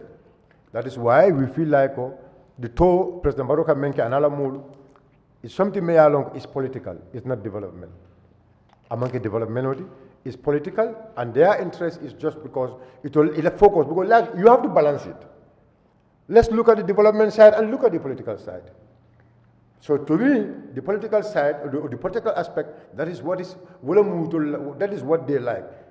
If you weigh it, development is going to be like 20%, or maybe 30%, maximum of 40%, and 60% is going to be to deceive them, because you want their vote. And actually, that's not what is Sulota Menna. Senalali Sulota Menna will need to go. You have to deliver to them. Deliver to them. Give them the development. Make best use of the governor's office. Make best use of the council offices. But look at this girl. Okay, they will tell you, it's the opposition occupying the councils. Look, you have 4 councils. You have no X2s. 4 councils available. Nobody stopped you to work with those councils. If you really believe, if you really care about the people in the grassroots, if you really want the local councils to deliver, give them the resources and see whether they have not developed. For example, let's say in our budget, every year, you make sure every council, government is allocated. Look, Gambia, people, the problem about Gambia is this year, because we have not training those. And I realize, Gambia Kabujang, Ikata Rwanda, Ikata Kenya, Ikata other places, go Kataji studies there, how those people are running their country. But Ikataji Ikafenkarang, and then they spend money on them. So it's Neo Fokarang, Kanaka implement Jang, Wula Bukanake. And all those things could all spend. So economically, that is what is killing our country. But we believe President Barrow should be somebody may along Anyanta Lamoy, opposition. Not just only looking at his own personal interest. And if they are trying to tell him, you are going to be here forever, that is what they were telling Jawara, that's what they were telling Yahya Jammeh. And if we allow Priyo the same thing for Atafane, they will just be there to deceive him. So, but the best thing is Gambians. Atol Melialonko, you are Albe Dunia Dauda, Albe Gambian Dauda. You need to understand one thing. It does not care about us. What Jar Oil is doing. What is stopping government from doing that? But what did they do? They create other opportunities for others to be making money, and they will be dealing with those people when Senegal will be suffering. But if not, for example, if you give them an opportunity like you give it to them, they are going to deliver even more than Jar Oil. But you do bad Malayanko will let me send okay from when? You send all long. You will not give them that opportunity. But you will not give that opportunity to an individual. And at the end of it, neither left a carte faola, it left a carteola. It got out do bal nene. All right. Let us be very factual here. na katam be na banko protect. This is not the government me alon ko nyata ka allow I continue. Thank you. All right. Yes. Mr. Martin, how many am daralu buka at bla ñu dem ci suñ another topic. Well, definitely something that is happening. The key I'm not from point out. Some of these things are archaic, meaning that it goes back long way back. So jamono suy dox di dox am na fu nga war a toog nga xoolaat everything. Te ñun dëgga suñ réew mi loolu daf ci necessary. In fact looloo tax sax tey xam nga ma gën a ñëw. Pour seen firnde yooyu dinañ ci waxtaan te am na different position because mooy li ñoo wax ni it comes from long way dafa am loo xam ne dañ ko inherit waaye yii sax mu nekk suñu loi bi waaye dañ toll foo xam ne now 60 years on this country is very slow moving in development. So what do we do? And some of us are thinking of dismantling, like you just say, some of these things. And if we get a radical agenda, that mission, yooyu moo ñu tax a jóg. Dafa am yi nga xam ne garmi soo taxawalee néeg bi since 1960 am na fi moo tollu da ngaa ñëw daaneelaat ko nga build a modern first class. But again loolu mooy emphasis bi two aspects ñoom Dudu tamit wax nañ ko di develop politics. Political aspects bi daf ñu sonal because of duñ dee am njiit yu maandu njiit yoo xam ne ñu ngi xool nekkul ne mënuloo dem nuyu everybody. You can do it in a very short space of time, you know, with the economic issues behind your mind. maa ngi dem te xaalis bu bari lay dem yaaxa lii mun naa koo wër in 7 days. It's very important rather than marché dem coow yaa ngi bàyyi office for 1 whole month being touring the country anyway. Ci loolu rek laa bëgg a add, but the emphasis is that Gambia needs something new. We have to break away. Somehow they call it break the umbilical cord and move to the next level. Foofu rek laa bëgg a yem ci lii. All right. Léegi ñu ñëw ci the state of politics pour réew mi tolluwaay réew mi ci wàllu politics coow li bari na wax ci bari na opposition bi ruling party bi then because of nu mu la ko waxee rek 2025 2026 ñu bari xamoon nañ ne 2025 dafa nekk year of campaign because of 2026 léegi tey mu ñëw li ci des bareetul mën nañu wax weer ak ay fan tey fi réew mi toll ci wàllu politics Mr Martin tey boo ci doon def jàngat balaa dinañ dëkk ci mbir ay coalition ak yooyu noonu yëpp bot fi réew mi toll politically ban jàngat nga ciy def. Well, Garmi, very interesting times. mooy li ñoo wax ni soo buggee xam fi ngay dem da ngaa xool fi nga jógee loolu is very important. Politics be apart from during the Jawara days Garmi dafa am lu am suñ politics mooy li ñu wax nii di politics bi dañ ko inherit ci tubaab bi depuis colonial. Dama daan wax suma political science lecturer back then in university. Politics bu tubaab bi is based on ideology and the left and the right. Munema, but if you want to stay a long time in politics, Munema, the independent line is always, understand, I'm solo top. This was somebody that I learned a lot from. He was a political science lecturer in the uni, so he gave us that advice in particular. And then also, the independent line and good judgment can help you do a lot of things in the long term. In everything in life, they crash. So the left and the right, you people know about this ideology, be conservative, Labour or Republicans, Democrats, and so on. Why they went up to the point where send politics sometimes they crash, meaning that, for instance, Trump destroying the entire Republican Party. The office of the president, which is very important also, part of a reform. Ñun Gambia yëpp dañ ko war a reform. Xam nga always dañoo ne economic reform, social reform, legal reform, reform X, reform Y. The most important reform that will be challenging for some of us is the executive reform. Garmi benn nit lañ jël ñu jóor lenge yi si kawam is it's like you are vested with powers lii mooy suñ trouble soo gisee ñu toog fii yëpp di wax 2026 ak yëpp problème bi mooy kan Garmi bi ñoo jël jox ko lenge yi loolu suñ problème la te loolu dafa am history bu fa nekka ci tubaab yi mu dooree ñun ñu inherit ko ñooñu dañ ko defaan even in America mooy George Washington he created America through their Philadelphia Convention mooy bi gaay amee seen colonial this thing bi gaay bi dee seen colonial this thing fight against the British then the king pour nekk independent in America after bi gaay xeexee ba pare si lañ door create lii moo indi the creation of the office of the president but it happens after the fight with the British colonials Americans seen boppa ñu win so ñoomi neen ñi nga xam ne ñoo ko xeexoon including George Washington ak yooyu he was the leader of li ñoo ooye the Patriotic Army ñoom ñoo dem George Washington bi ko xeex sax naaca si bifin ko dafa dem mu ne gaay ne yéen mu ngi nii dem leen ngeen dem toog ngeen xelaat léegi suñu réew jël nañ ko si loxo British yi then the king of Britain used to control America through colonial dañ leen colonize on ñoom ñu dem toog Gambia they sat for more than 30 days 2 months yoo xam ne dañ toog si hall bu mel nii ñoom yi neen di càmbar di waxtaan draw constitution up to the point that they have to create what they call the office of the president kan lañ fa war a def sax ñoom yi neen ay kilifa yu garaaw sax xamuñ kañ lañ fa war a def ki ko xeex ki ko gën a naaca muy woon seen général bi George Washington was not even there. This is the funny part of it.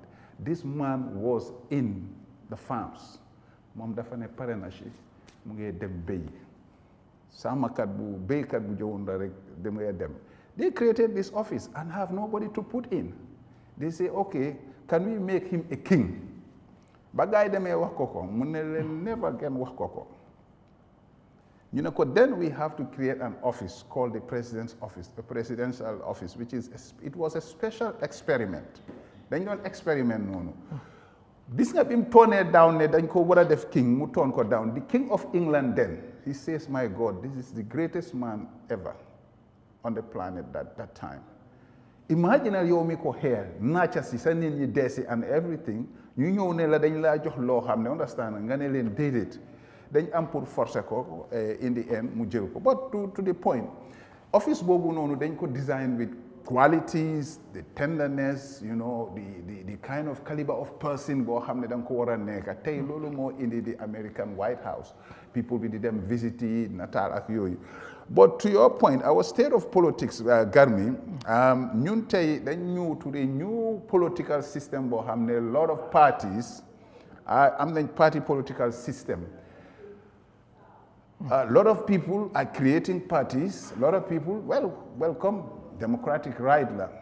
But fu ñoo dem ak lii mooy li ma doon wax nii mu ñoo yóbbu fi nga xam ne another level boo xam ne dañ war a xool yépp. Two also ñu ngi face dañ amoon phénomène boo xam ne 2016 loo xam ne tamit ñu ngi doon try change a nguur with a high expectation ne nguur gii di ñëw dina def lu bari li nga xam ne dañ ko yaakaaroon. So foofu tamit problem ma la wax nii the executive power one person was a total betrayal to the transitional ideology agenda because 2016 the aim ñu bari ñu fa woon was that can we have a coalition that is going to replace the government but the agenda was to have a transition boo xam ne suñ paree things ñëwaat flare but after the change lot of sequence, lot of mistakes happen. So lolu tamit mom la don wax I once wrote in the newspapers ne then she wanna buy hell because now we are coming back to similar situation after now going 10 years. We are faced with a situation now after all these new elements coming in, new parties, new movements and everybody. How do we now change the status quo? Wow, lolu nak daf ñu challenge. Fi mu nekk nii either mooy li ma la doon wax ni partisan politics that has been happening since 1960 ba léegi parties being there ñoom itam ñoo am seen key play also now movements been there, and then the personalities that are coming in. So fu ñoo jëm with this, it says one thing. ñëpp d'accord nañ ne président Adama Barrow faloon nañ ko fa, yu bari mënoon nañ koo discuss, waaye su ñëwee ci lifin ni mu ñëwee through a coalition dama lay wax leen nag loxo yu naka taka gaynde loxo yu taka gaynde yoxo yooyu ñoo koo firi woo feerool bébé naa la le côté ke na gaay xam loolu, because buñ foog ne léegi coalition somehow it will come. It may come in a three, this thing that I will soon see what dinaa ko outline. Am nañ three tey ñoom xam nga tey am na ñuy bari ñuy waxi waa opposition bi fan la gaay toolu ñu ngi fragmented, opposition bi lan la gaay di defar, waaye maa ngi leen bëgg a wax nañ ko wax fii am na ku nekk lu ñoo tooga, and three things yoo xam ne ndab yoo xam ne ñu ngi koo tooga mooy one, ñun pour ñun am na man si mbootaay yi nga xam ne ñu ngi see jóg si boobu tamit dinaa la wax suñ tànka ak lu tax ñun ak luñ suñ firnde. Second mbootaay bi ma gis mooy also mbootaay honorable Halifa Sallah am na lu moo dox moom itam dafa ne after seen congress am na tànka yim doygo yum bugg a jóg, so loolu ñu sóoraale ko si. So léegi am nga ñaari ndab. The third one also am nga UDP ñoom oote nañ, understand nga oote boobu tamit xam naa in the near future ni moo ñëwee. But back to the whole thing, the status of our politics mooy rek, I mean we will have to come back like he just said, try to make sure ñu lalalaat ak affaire bi bu baax, and it may be at the formulas and what was the coalition, how was the negotiations. I hope through deep you will start questioning on a lot of these things. Some of us, like I say, pioneered part of the coalition 2016, the ideas. This was 2016, it was a 2011 so-called 2011 agenda project that was transferred to 2016, it materialized. So lolu tamit jangat la, okay, because party system mu ngi fi waaye ñun liñ gën a gëm li fee génnee nguur incumbent, it has to be an all Gambian project. soo ko defutee dafa difficult trop with a party system. ñun gis nañ read nañ loolu moo tax am nga li ma wax ni is very gonna be very distinct. Halfway we will discuss, but some of us has already taken a line here, is that we are going for an all Gambian affair. My short appeal is that we are ñun suñ project, and I think ñoom ñeneen di accent project mooy country above party. te dinaa explain yooyu tamit lu tax waaye si gàttal ma bàyyi la nga dugaagu. All right, yeah. Mr. Dieng noo gisee politique bi fu ñu toll jamono ji ñu bari jàpp ne xëy na nuñ nekk gum di gisee moo xam opposition bi la moo xam di ruling party, waaye dafa mel ni cool mi ngi bari ci niñ fi doon gisee kii wax na fii kële tontu na ko fii kii nangam na te yow ban jàngat ngay am ci fu ñu toll politically comme fi mbir yi tolloogum ni yow ban jàngat nga ci am? waaw man jàngat bi ma si am mooy Gambia ba léegi dañ am institutional and constitutional challenges. So ba léegi da nga dee gis ne am na reforms yu bari yoo xam ne nguur gi waroon na ko mun a def te nguur gi defu ko. dem na ba tey ñun ñëpp gis neen naka la nguur gi dee doxalee te soo nekkee koo xam ne supporter nguur gi nga buñ la ooyee ci loo xamante ne ni da nga jëluloo accountability du day am. So ñun gëm naa ne loolu nekk na loo xamante ne ni tey si penca boo munti di dem si biir dëkk bi fépp fooy dem nit ñi di fa waxtaanee lu yóbbu réew mi kanam façon waxtaan yooyu nga fa dee fekka ne dëgg-dëgg Gambia bi wécceeku amee 2016 nit ñi dañ doon expect ne real reform dina am. Accountability will be the order of the day. Judiciary bi dinañ def seen liggéey, executive bi duñ overstep their boundaries when it comes to separation of power. But tey dem neen ba gis ne even pour jox la exemple gisoon neen fi am na councils yoo xam ne amoon neen issues ak seen certain staffs, government bi dañ yónni ay nit dama seen i bunta forcé leen by force pour war leen a teg. So daf laa wax ne the separation of power is still lacking.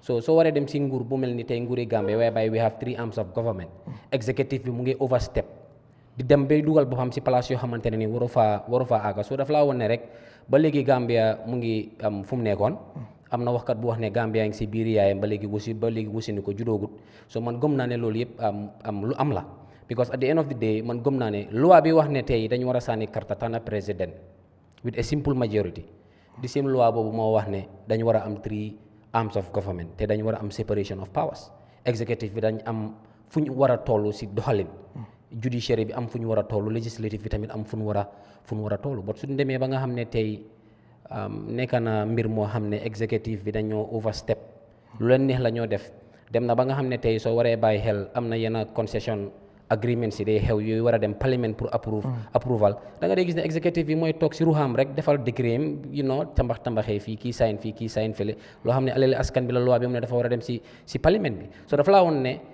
executive bi fu mu waree dem ba nekka ba bugg a def liggéey all the 3 arms of government dafa laa woon ne dëkk boobu is doomed for failure dafa laa woon ne dëkk boobu accountability amut dafa laa woon ne dëkk boobu noonu am few individual ñooy toog seet lan moo leen favor ñoom ñuy see dox pour jox la beneen exemple mun nañoo dem ba si even electoral commission bi gis nañ fi ñoo xamante ne ni seen tur dañ leen aussi ay corruption tey nguur gi ñu leen jël def leen ay chairman so pour woon la ne nguur gi nii ba léegi li Gambien yi nekk di wax mooy li nga xamante ne nii mooy soxal Gambien yi mooy mbir yi ma laa wax ni mooy réforme si nga xamante ne ni waroon naa am te amut te gëm naa ne élection si ñëw ni loolu dina reflect because at the end of the day soo demee nga check even analysis yi jot a happen research yi nga xamante ne ni groupe si fi nekk di ko def nañ ko just few months ago I can say 4-5 months ago lan la ñu wax ne président sitting président yow analysis bi génn mu ne yow lii nga am ma tugal de génn 31% sitting président soo demee si international best practice research dafa laa woon ne sitting incumbent su amee 35% kooku it is narrow thin line pour mu war a win the following elections nga ñëw nit ñi nga xamante ne ni they are undecided voters they are 29% upward so dafa laa woon ne rek ne nguur gi si direction bi nekk is not reflecting on the realities with Gambien yi ba pare dafa laa woon ne Gambien yi li ñu doon expect si nguur gi when it comes to li ñu doon expect si nguur gi pour mu doxalee ko si politically be it am suñ loi yi be it separation of power be it li ñu expect pour développer réew mi nguur gi nekkul di si doxee so Garmi dafa laa woon rek ne right now nii soo gisee even political parties yi ñu ngi bëri ba pare da ngaa bàyyi xel waxtaanee nit ñi si taxi yi waxtaanee nit ñi si marché yi lépp liñ dee waxtaanee mooy su fekkoon ne 3 arms of government si were separated executive bi am fi mu war a am bàyyi police yi def seen liggéey judiciary bi def liggéeyam législative bi def liggéeyam man gëmoon naa ne Adama Barrow su ko neexoon sax du campagne bot lan moo waral tey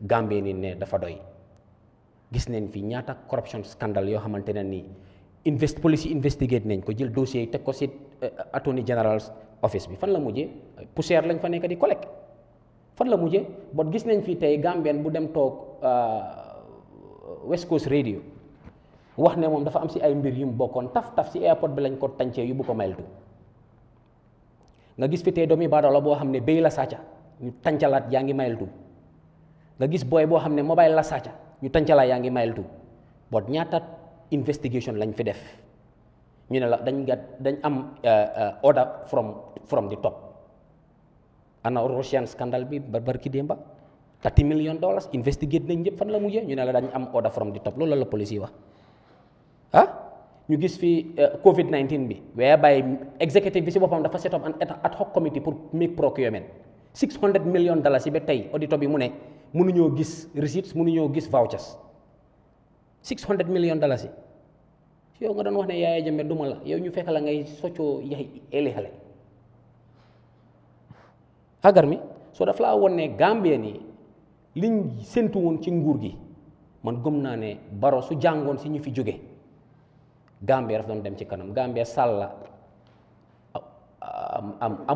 amut sax cabinet yow xoolal Kaolack is 3 million plus Kaolack rek mu ëpp Gambia mais yow lañ amee te dëkk bi mu ngi dox yow Gambie ñun ñu am président am exécutif am suñ own currency Garmi dëkk bi munta dem ñu jël mbaam bi teg ko si gannaaw sareet bi so daf laa woon rek ne Barrow ak government am mënoon nañoo def di needful but ñoom dañ tànn li nga xamante ne nii moo leen ñoral ñoom ñu bàyyi li nga xamante ne nii ñorut au favor Gambia nii. so ndax loolu moo nekk di reflect si président bi because yaa ngi gis mid the people toog fu mu dem yaa ngi gis crowd bi génn nit ñuy génn ndax comme lu nga expérience si jafe-jafe yu fii nekk yëpp ak si moom yu fail to do comme nu nga ko waxee ndax loolu moo nekk di am moo nekk di reflect den si tool bi ko tool bi yaa ngi gis nuñ ko nekkee di welcome nit ñi nu ñu baree nu ñuy génnee fu mu wootee mu fees del est-ce que tamit nit ñi ñu ngay yëg yow li nga yëg nii.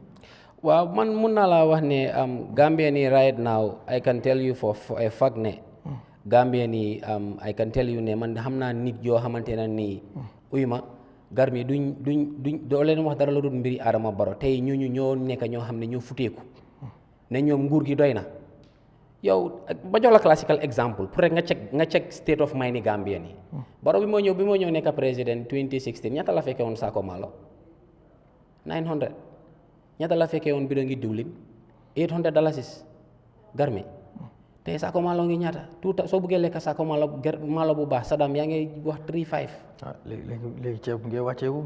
ceeb ngeen am nañu indi maa ngi la ne comme bu baax bi la nekk di wax moom boobu la dee moom du dee lekk ceeb bi Mouhamed Jabi nañu waxante dëgg moom bastami la dee lekk yu gëret bu gën a baax bi boobu la dee lekk xanaa gisuloo biiram bi rek daf laa won ne moom ceeb bu baax bi la dee lekk soo xoolee Gambie nii sax nga xool président bi moom nu mu mel ak ministre mi daf laa won ne digga président bi li bëri li mu war a def si Gambie nii am Garmi defut ko because li gënoon a yomba tey mooy ñu doon wax léegi si affaire yi midi people stop bu doon ne moom liggéeyam reflect na tuddi agricultural sector demee na comme ni mu waroon a demee Garmi man gëm naa ne tey am ceeb bi du nekk problème diw beeg condiments yi nga xamante ne ni moo de sonal Gambie ne commodities yi billaahi du doon nekk problème bon nguur gi liñ ko teg yëpp mooy lan opposition bi lii la wax fu mu taxaw du wax lan la bonne façon ngi agenda la amal Gambie nii naka la moo def pour commodities yi wàcca naka la moo def pour courant bi naka lañ ko liyee mu wàcca bot si lu mu dee nekk yëpp mooy lan la Ousseynou Dabo wax lan la Essa Faal wax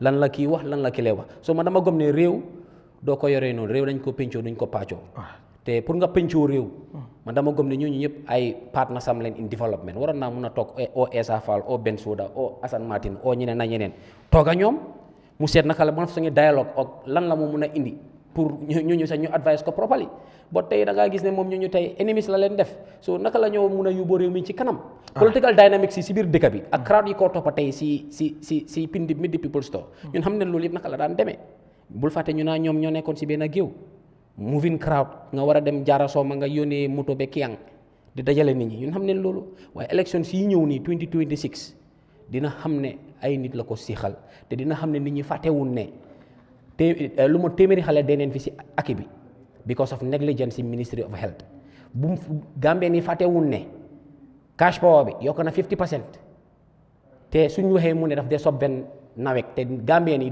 nawek du leen dee jox cash power for free fii ku nekk da nga dee jënd cash power sa kër moom mu ne daf dee jox nawek free money Gambie ni fàttewul ne GNPC scandale bi fa happen $25 million yooyu noonu ba tey xamul fan la jaar moom la picc yi di wooyee Gambie ni fàttewul ne Mega Bank bi mu jël jaay ko because mu doon xam ne auditor général bi dina fa dem pour audit mu paraxee jaay ko Cameroonian xaritam bi bañ ñu audit ko ni ñu ko war a audité waaye mujjee naa feeñ ne $400 million la fa jël loo xam ne xaalis si Gambie ni la mu jox ko jarbaatam njaga pour mu dem odam maalo jaayaat ko Gambie nii si loo xamante ne ni du tegu ko si yoon tegu ko si loi pour won la rek ne moom mënut a setop like sa Dawda Kairaba Jawara bi mu nekkee président lan la fi setop woon setop woon na fi NTC ak yeneen yoo xam ne nguur gi moo doon jaay dunda bi maalo diwlin naar bi su ko neexee ubbi bitigam di jaay kilo ceeb dalasi Jawara ubbi ay bitig jaayee kilo ceeb tulaale bar wala talaa di sob ven Gambie nii ba si building materials gars yi dañ ko doon jaay moo tax ay agree with lan la Bojang wax ne nguur gi mënoon naa create moo areas yoo xam ne dafa create jobs ba pare dafa wàññi dunda bi si Gambie nii but they are not interested in that li ñu gën a interested mooy naka la ñoo jëlee seen waay ñu jox la contrat gi $100 million or $150 million fii loolu moo fi nekk nga gis IT company jox la contrat gi Suède bi SWEDD bi ñu jox la IT company jox la contrat gi jënda moto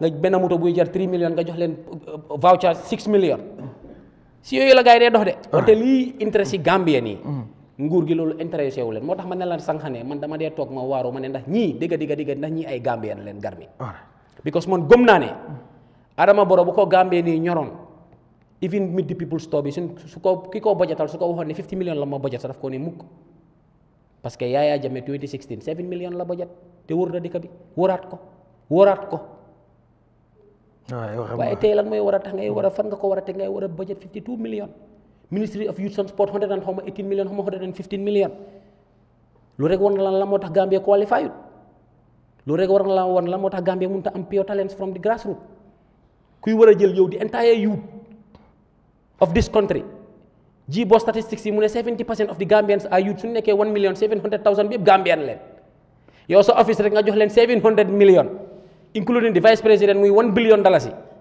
yow youth si ndaw yi nga xam ne ñoo amee réew mi ëllëg ñu nga war a jox skills jox leen matuwaay pour ñu mën a développer suñu économie ñu nga jox leen 115 million waaye sa midi people store wur rek yow nga jox sa boppa $52 million. Alright. Garmi so daf laa woon rek ne kii he doesn't have the Gambia at heart kii dëkk bi ñoru ko boppam a ko ñor ak NPP. Thank you. waaw man mun naa la wax loolu fa effect. Alright. te partem bi is the only party si biir dëkk bi boo xam ne Gambia police force moo ñu leen ëpp moto ëpp leen rider. Alright. ak army bi. Alright. Mr. Jah, the state of politics tey yow ban jàngat nga. Mr. Jah. Mr. Bojang. ndax parce que yu mu doon Garmi su ne si angale the state of affairs of the Gambia is a tempest boo demee si géej nga am ngelaw bu bëri yaa ngi drive affaire bi mu ngi def nii di naa that's the situation of the Gambia. Good. So it's a tempest state of affairs and jagut ñu try to make it nice. Our state of affairs is our women will go to dañoo dem si lopitaan jigéen ñi duñu mun a am lu ñu war a am dañoo dee si wasin. Our state of affairs mooy dangaa gis nit am accident somewhere am da laay somewhere Kanuma dafa war a ñëw cross ferry ñëw Banjul ferry bi dem na mënut a cross mu dee si oto bi yeah. Our state of affairs is suñu dalasi bi mu ngay daanu di daanu ay state of affairs is boo demee latte ñu dee jaay ciment Gambien nii di ko dugal Gambia lu ñu wax ñaata saako ñoo jógee si seen factory pour ñëw Gambia ak ñaata la jiyaaree binda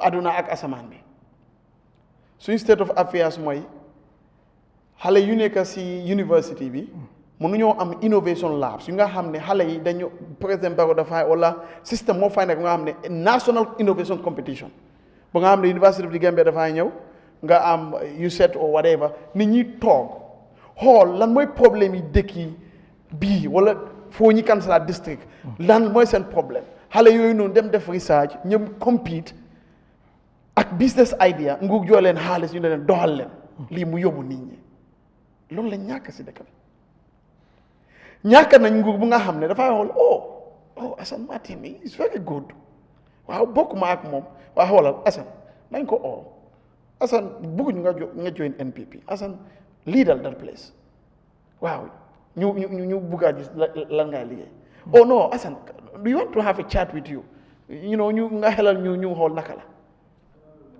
amuñ ko si dëkk bi so you have to be a party member moo tax mu ne la all Gambian project la war a am you have to be a party member pour ñu jox la place soo nekkul party member yow duñ la jox place politics of compensation. Why we also have a fourth estate, Garmi. Our state of affairs, fourth estate, be mun nako change, but we want it better. Mandama fogon ne yen media right now.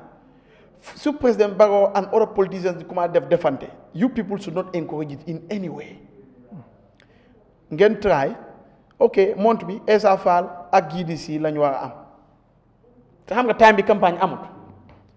Legi GDC di wane no ma ngi ci campagne mënuma ñew.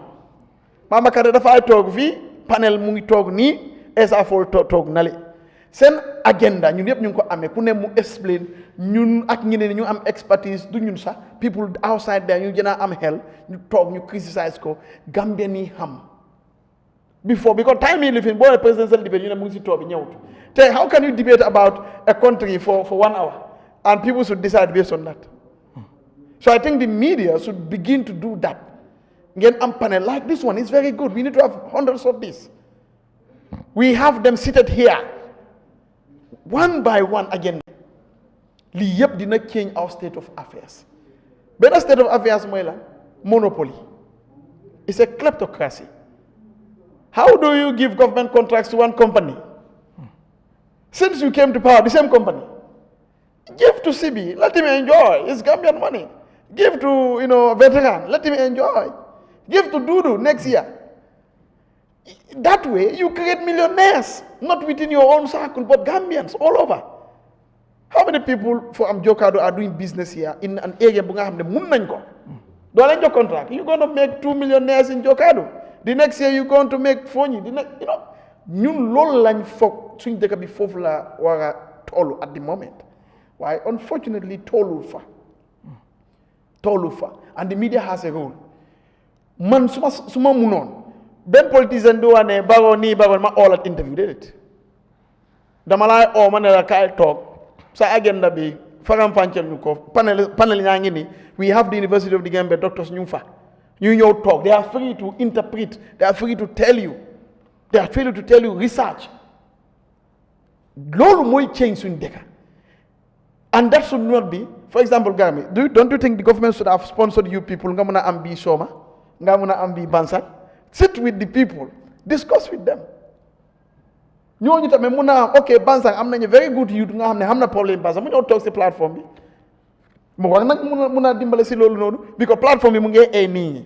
Plateforme mu ngi dekk bi muna dem ñu nekk ci decision making ñu understand foog naa ne fii dañ juum nañ try fale wala okay wax nañ idea but we think we have a better one. Loolu mooy yëbu dëkk du añaan du ku bokka si ghetto gi mu am si meew bi déedéet dëkk bi it's not that everybody must bokka whether you are from that ghetto or not. So this is the problem. Loolu doo mu demuñ. I just gave something like this. Gami xoolal imagine you give University of the Gambia seen research directorate nga ne leen this year dama bëgg 10 innovation ideas. That's my tax as a president. 10 innovation ideas in agriculture, in this. I gave you 30 million. Guide duga si day. University students, energetic. You know. You ask the idea, yep, TEPCO. But the problem of this country is you will even have an idea, you send it to the office of the president, they don't respond to you because you are not MPP. That's our state of affairs. Lolu, what can change? You have a problem, you write to National Human Rights Commission, it will take them 3 months before they even reply you. You go, they say, oh, the guy traveled, the guy this, the guy that. Lolu la ñu wara change. Lolu moy suñu state of affairs. Lolu la ñu wara change soppeku. Te mën nañ ko gami, mën nañ ko. Let me just give this only this point. Hegna, you see, we have to change the way we do things. Like, that's one of my research papers anyways. Look, Garmi, in Kenya, in South Africa, in India, if I'm not forgetting it, there is around 10 billion US dollars on corporate social responsibility. Lan moy corporate social responsibility? Official talk ne okay dañoo dimbale lifin timi bu nekk Bakaw dañoo dimbale lopitaan dañoo dimbale lii QCell the same thing. Manga jog wala Eyeafrica jog ne okay we have 10,000 dañ ko bëgg a defaree yoon bi mooy you are just trying to give back, isn't it? Now instead of having corporate giving for philanthropic purposes, you can have corporate giving for sustainable and economic dividend. So ñooñu luñ def mooy for example Gani, they have what you call corporate social responsibility and shared value councils. The name doesn't matter. So ñooñu luñ def mooy okay all the corporations, private and infinite, xam nga social security dañ dee may nit ñi te du dañ dee support. All of these people will not spend blindly. Council boobu mooy xool what is the national priority, what is the national agenda. Okay, this year lopitaan bale lii ak lii lañ manqué dem fale lii ak lii lañ manqué. Then all this corporate giving will be coordinated. ñoo ñëpp benn place lañ koy joxe. Then nguur bi xool what is sustainable, what is strategic, but the corporate social responsibility nekkul nguur rek moo koy amee de they will have the private sector. ñoom tamit because ñoo nekk di joxe tamit ñoom tamit ñu am seen idea. Da ngay gis ne maye bu compagnie di nekk di def si dëkk yi may naa bed may naa computer fale su ne dafa coordinate time bi move nañ waaye yow da ngay may fu ngay maye soxlañ ko yaa ngi koy maye wala fu ngay maye ñooñu soxla nañ ko sax waaye mënuñ ko doxal you donate an equipment to a hospital but they cannot even run that equipment so that council you don't even need to pay no you have experts that will volunteer to come up with these things. This is what takes a country. So let's assume somebody does that.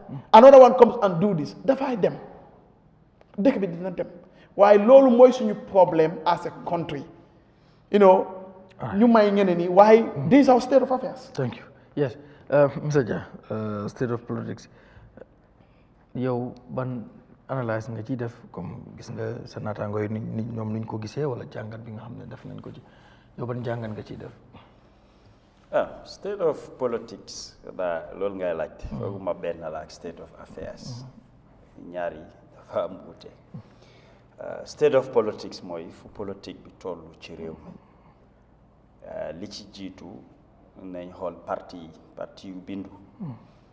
daanaka am na ñaar yu yokk. yoo xam ne ñëw nañ bokk te ñu ngi séentu ñeneen bala ñoo dem ci 2026 election li xibaar la boo xam ne ci IEC seen boppa lañ ko am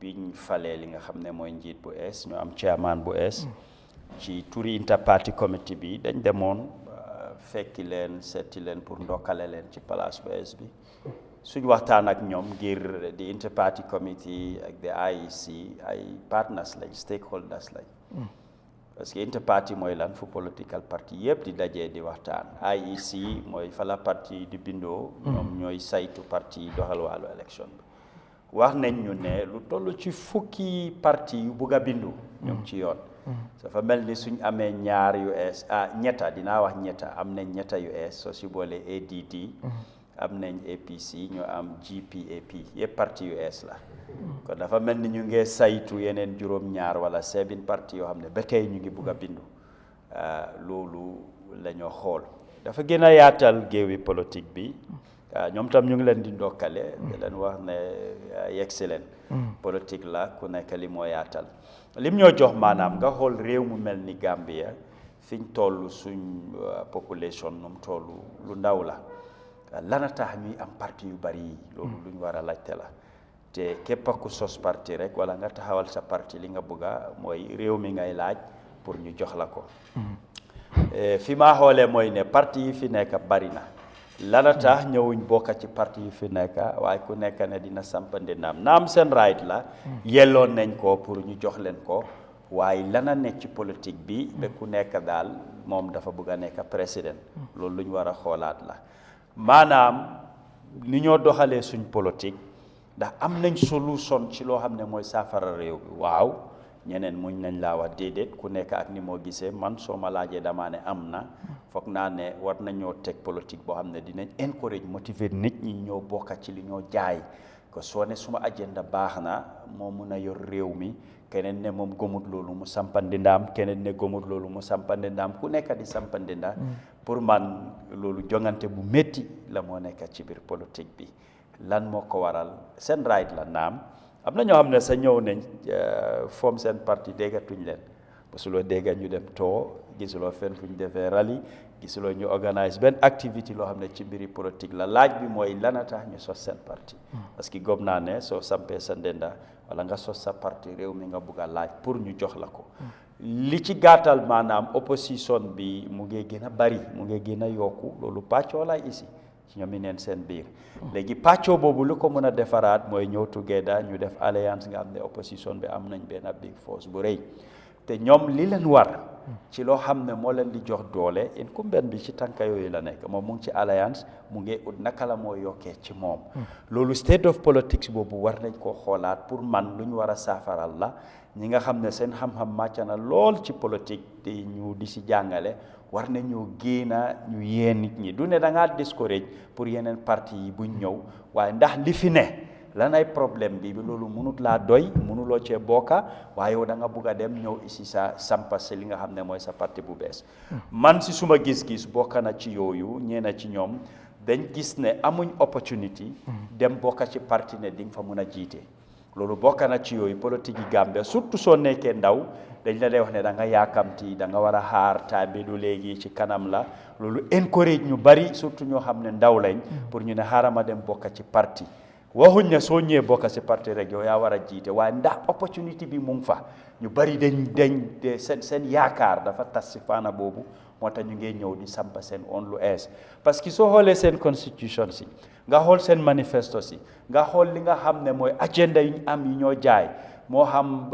point soo xam ne moom lañ teg pour convince nit ñi ak li nekk ci yeneen parti yi utewul kon léegi lan ay différence bi man dama foog ne problème yi leadership jafe-jafe boobu lañ am moo tax ku nekk di sampandi ndaam ñu am ay political movement ñu am groupe ku nekk di oote di jëmale ci boppam en tant que réew naka lañ mun a waxtaanee ñëpp mënuñoo am benn gis-gis ñëpp mënuñoo bokk fuñ jëm waaye si suma gis-gis leadership problème la ci parti boo fi tudda tey biñ sosee parti bi ñi fa nekkoon jiite ko ba tey gisaguñ koo xam ne wax na ne xaaral ma randu ma bàyyi keneen mu jiite parti bi loolu gisaguñ ko so loolu luñ war a adresse la si state of politics si dëkk bi fii ci réew mi mooy ne si yi fi njiit li nga xam ne man dama ko def faral di wax ne internal democracy soo bokkee si parti sa amuloo benn opportunity boo xam ne yaatal nañ la ne parti bii war naa fi mun a jiite wala am naa idéologie boo xam ne sax xaw na ute ak parti bi li ñoo jaay waxuñ ne nga wécci li fa nekk comme nga joxe ko boole ko ci ñu nangul la ko jéem koo yaatal loolu suñ ko encouragé dina wàññi parti yu ees yu ñëw dina tax ñoom ñu dem bokka ci parti yu ñoo bokka yi dinañ ko mun a dooleel parce que most of them soo xoolee ñi nekk ci political movement si ay politician lañ seen xam-xam màcca na te lu ñoo def di ci yëngatu doon na loo xam ne nit ñi ñu ngi koo apprécier léegi nga imagine ñooñu suñ de waree dem bokka ci political party dañ koo gën a dooleel ci ñoom expérience wu ñu am ci politique idéologie bi nga xam ne ñoom loolu lañ isi den parti yi ni mu gën a wàññeekoo noonu la politique bi di gën a organisé noonu la jongante tam di gën a mun a joxe nit ñi option pour ñu tànn fii la wala fële la waaye koo xam ne moom benn carte la am exemple nga ñoo tegal ko 22 political parties ne ko tànnal benn wax dëgg dafa nekk lu jafe ci moom dina nekk lu métti ci moom so man lii laa bugga ñu càmbar ko ci politique bi seet ko ci wàllum ci rida ak naka la ñoo mun a ñaaxee nit ñi ñu bokka ci li fi nekk idea bi nga am ñëwal boole ko parti itam pare pour ibeeku yaatal ñeneen nga liggéey ak ñoom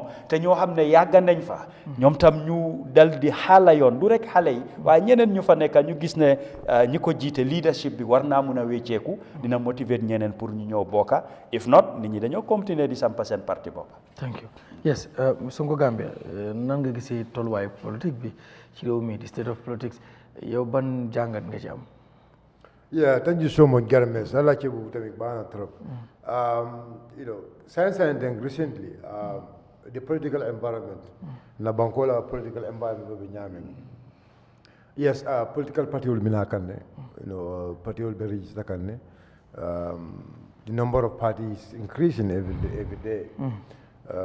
But niagibe all these political parties, it can mean what actually a baby may not contribute kan banko kan yalam banko dum la molti me yalan ko wala ko siroke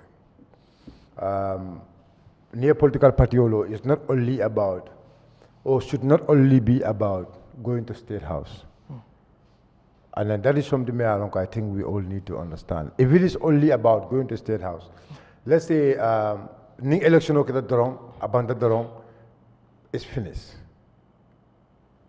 Because saying the focus is only you want to go to state house. So that is the problem. So many political parties in this country, the election of Bandadong, you don't see them. You don't go. If you go to there, it is a political bureau. It bal lateral bal banta. No, but no. Let's call a spade a spade. No, I mean, we need to be factual. Hamba wolanka wala foe. No. You know the thing is, yeah. Some of the political parties actually they don't even have bureaus. So kada mola. Yeah, I mean, Dubai. You are in the party. You know what I'm saying. So look, the institutional falling. Our political institution need to be changed. We actually understand that political parties need to be institutionalized. They need to be institutionalized. And I believe my political party, UEP, we are not saying that we are perfect, but we are trying to do our utmost best. Kajako, we nana particular cool somewhere wanyama. Because ni atara partiyo party yela lodula muta bambanke. Masakunda ka hanyo kodo la takela. All these political parties may be ni atara. All of them, the focus is not just only about going to State House, but the focus is just because leftaka kajelo ko na banko so banko me yalonko abe tamala. How many political parties do we have? Is it 19? 22 political parties. One political party, whatever government. One political party. In Safoko, yes, there are other parties, but that is not also more than 8, I believe. I don't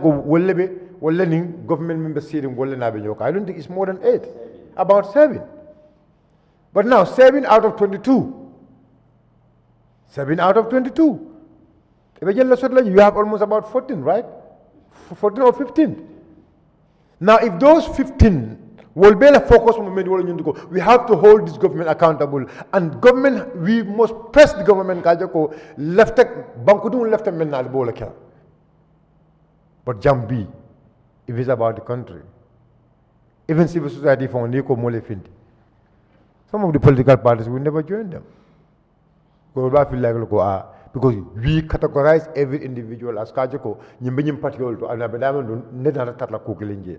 But think, Amarinol Ika Fintimena, or the common Union Kakang, is it the benefit of the country? But here, political party register, it are IEC. You struggle for a diplomatic passport. Or maybe you have the title, party leader or the secretary general. You Kaito Sika. No, let's call a spade a spade. No, that should not be the case. We have to be serious. We have a country to build. And a country to build, it cannot happen and with seriousness. I don't think it is actually necessary for us to have all these political parties. So let's call a spade a spade. Because if you go to the agendas, they are almost the same. So why new parties? I'm not saying new parties. I'm talking about the nature, environment. Should we actually have new parties? Should our focus be about new parties? No. The focus should be about unity. How are we because now, tell me, any of this opposition party may along focus you want to remove the incumbent. That's their focus. Many of them. Immediately after the presidential election, you will not see them. They may not even have candidates during parliamentary. Most of them. We've all seen it here. How many candidates later are nomination? But when you went to election, how many parties even went for parliament? We've all seen it here in this country. So increment of numbers of political parties, I don't think was the solution. That's not the solution. The solution is how are we mbekele nyoka nyadile, mbekafulo nyoka nyadile, mbe discourse le nyadile, mbe banko jele nyadile. Kukili mbejele is only one person, Mensakeno president at a time. One person. And right now, almost all these 15 political parties, as of now, Ibela focus on they want to go to the State House. Mokilundong, will be seen in State House, left a Kaola Bond. But we don't want to be until Malap Nakafunyoma. That's why our political party, we call for people to come. And we are going to reach out to other political parties. Make sure that other political parties, Soloma, near Kacha, Nakafunyoma, Nana Mirol Kafunyoma. Nena mirol kafunyoma, nana symbol kafunyoma, nana fanko franta na kafunyoma. Me menkela kang, because symbol sembe babu luntola la symbol. So luntola symbol, lunto fongole na symbol ta, our own symbol, nata na bambandi. Nina mita at the pool, we will able to put him down. But it's just, the environmental Kenyala would do wrong, society Kenyala would do wrong. Molminale be political party o law la drong, your political party o law. At the end of it, yata IEC, they will not nominate you. You go and endorse the president. What kind of opposition party is that? Why do you even register a political party? You only register a political party because you want to be. I mean, maybe you want to be a coalition partner with the government because you want the government to recognize you. But when you know very well, you understand, those people behind you, you are only using them for you to get the popularity. Right. But you know very well, but we are going to election, you are not going to win an election. And you also don't want to join others. They have the numbers and they have the ideas. And the ideas you are bringing, they have the same ideas. Okay, so on that case, now IEC wala government bi wala ñoo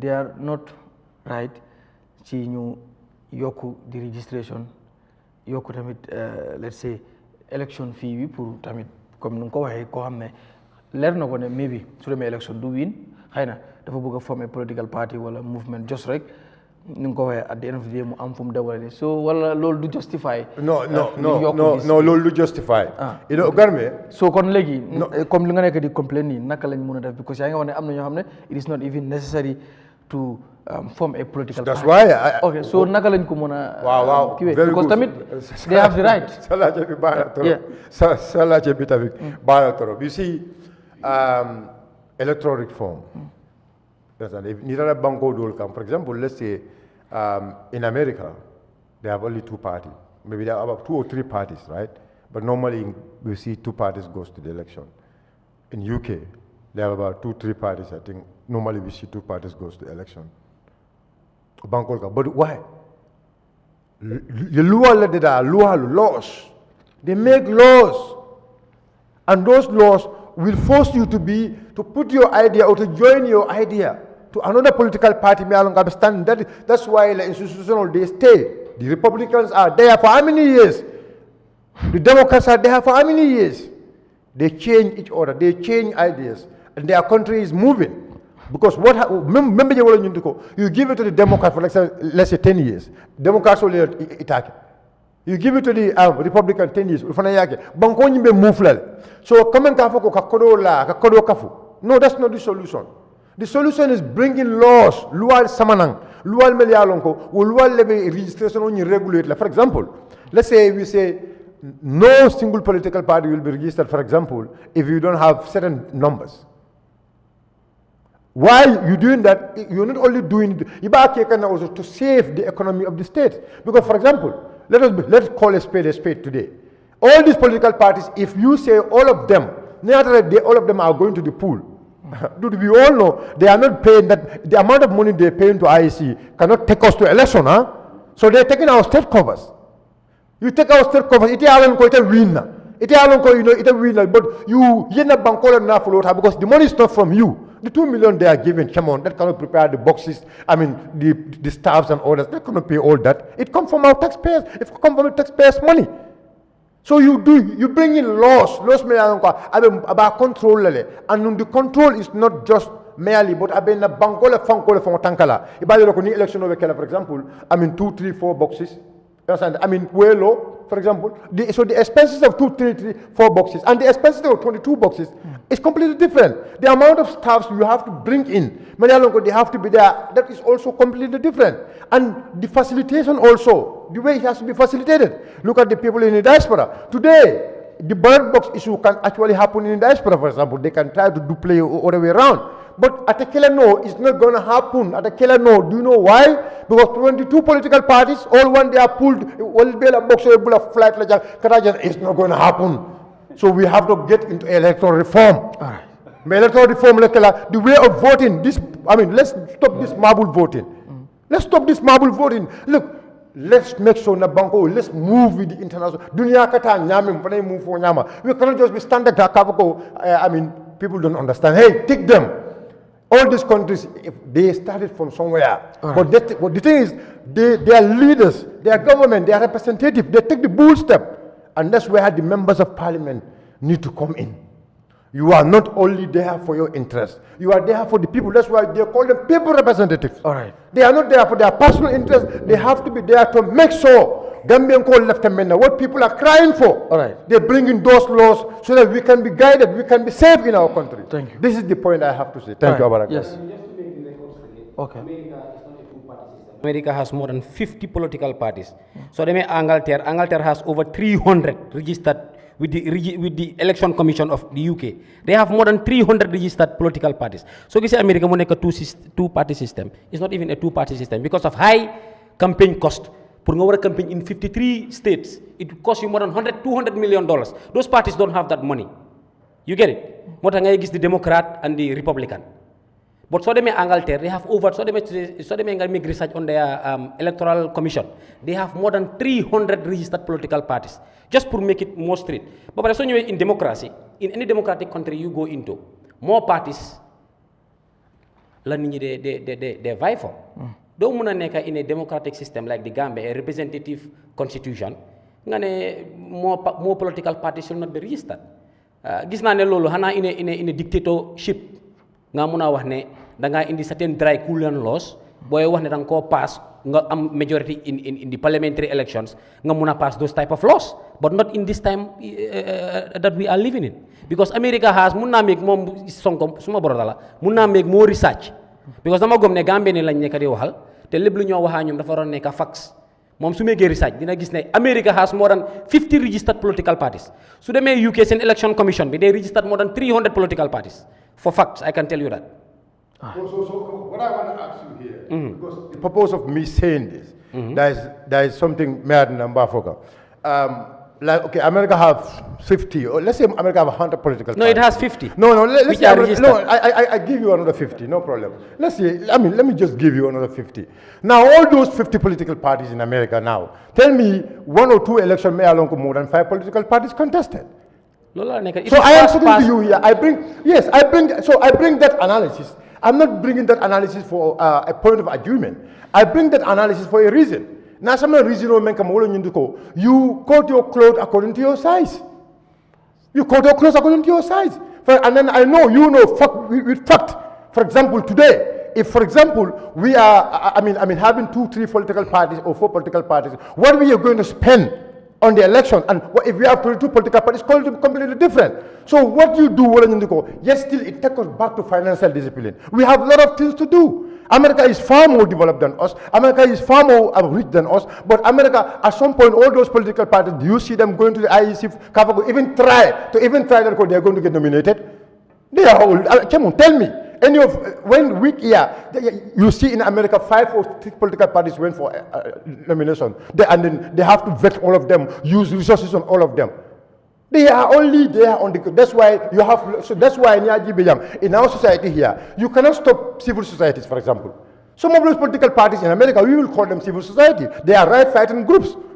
They are right-fighting groups. They are there to fight rights. But what I can tell you, laws can. You have to make laws. Laws to control every system. If there is no law to control it, I am telling you, it is always going to give you losses. And that is the point I'm trying to say here. Yes. America is first past the post, whereby political parties, then they go send own political elections, whereby the 2 top winners, ñoo party yi nga xamne ñoo dem presidential elections.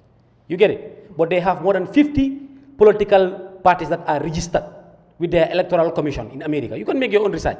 So they have over 300 political parties. They don't register as social society groups like you are saying. They register as political parties. So they may take Angleterre, they have over 300 political parties. So they may even send parliament. They have some small parties that have seats even in the from Wales, from Scotland. I am not denying. Look, what I'm saying is we are going back to the democratic. No, I am not denying. No, what I'm saying is we are talking about democracy. Now, more denied.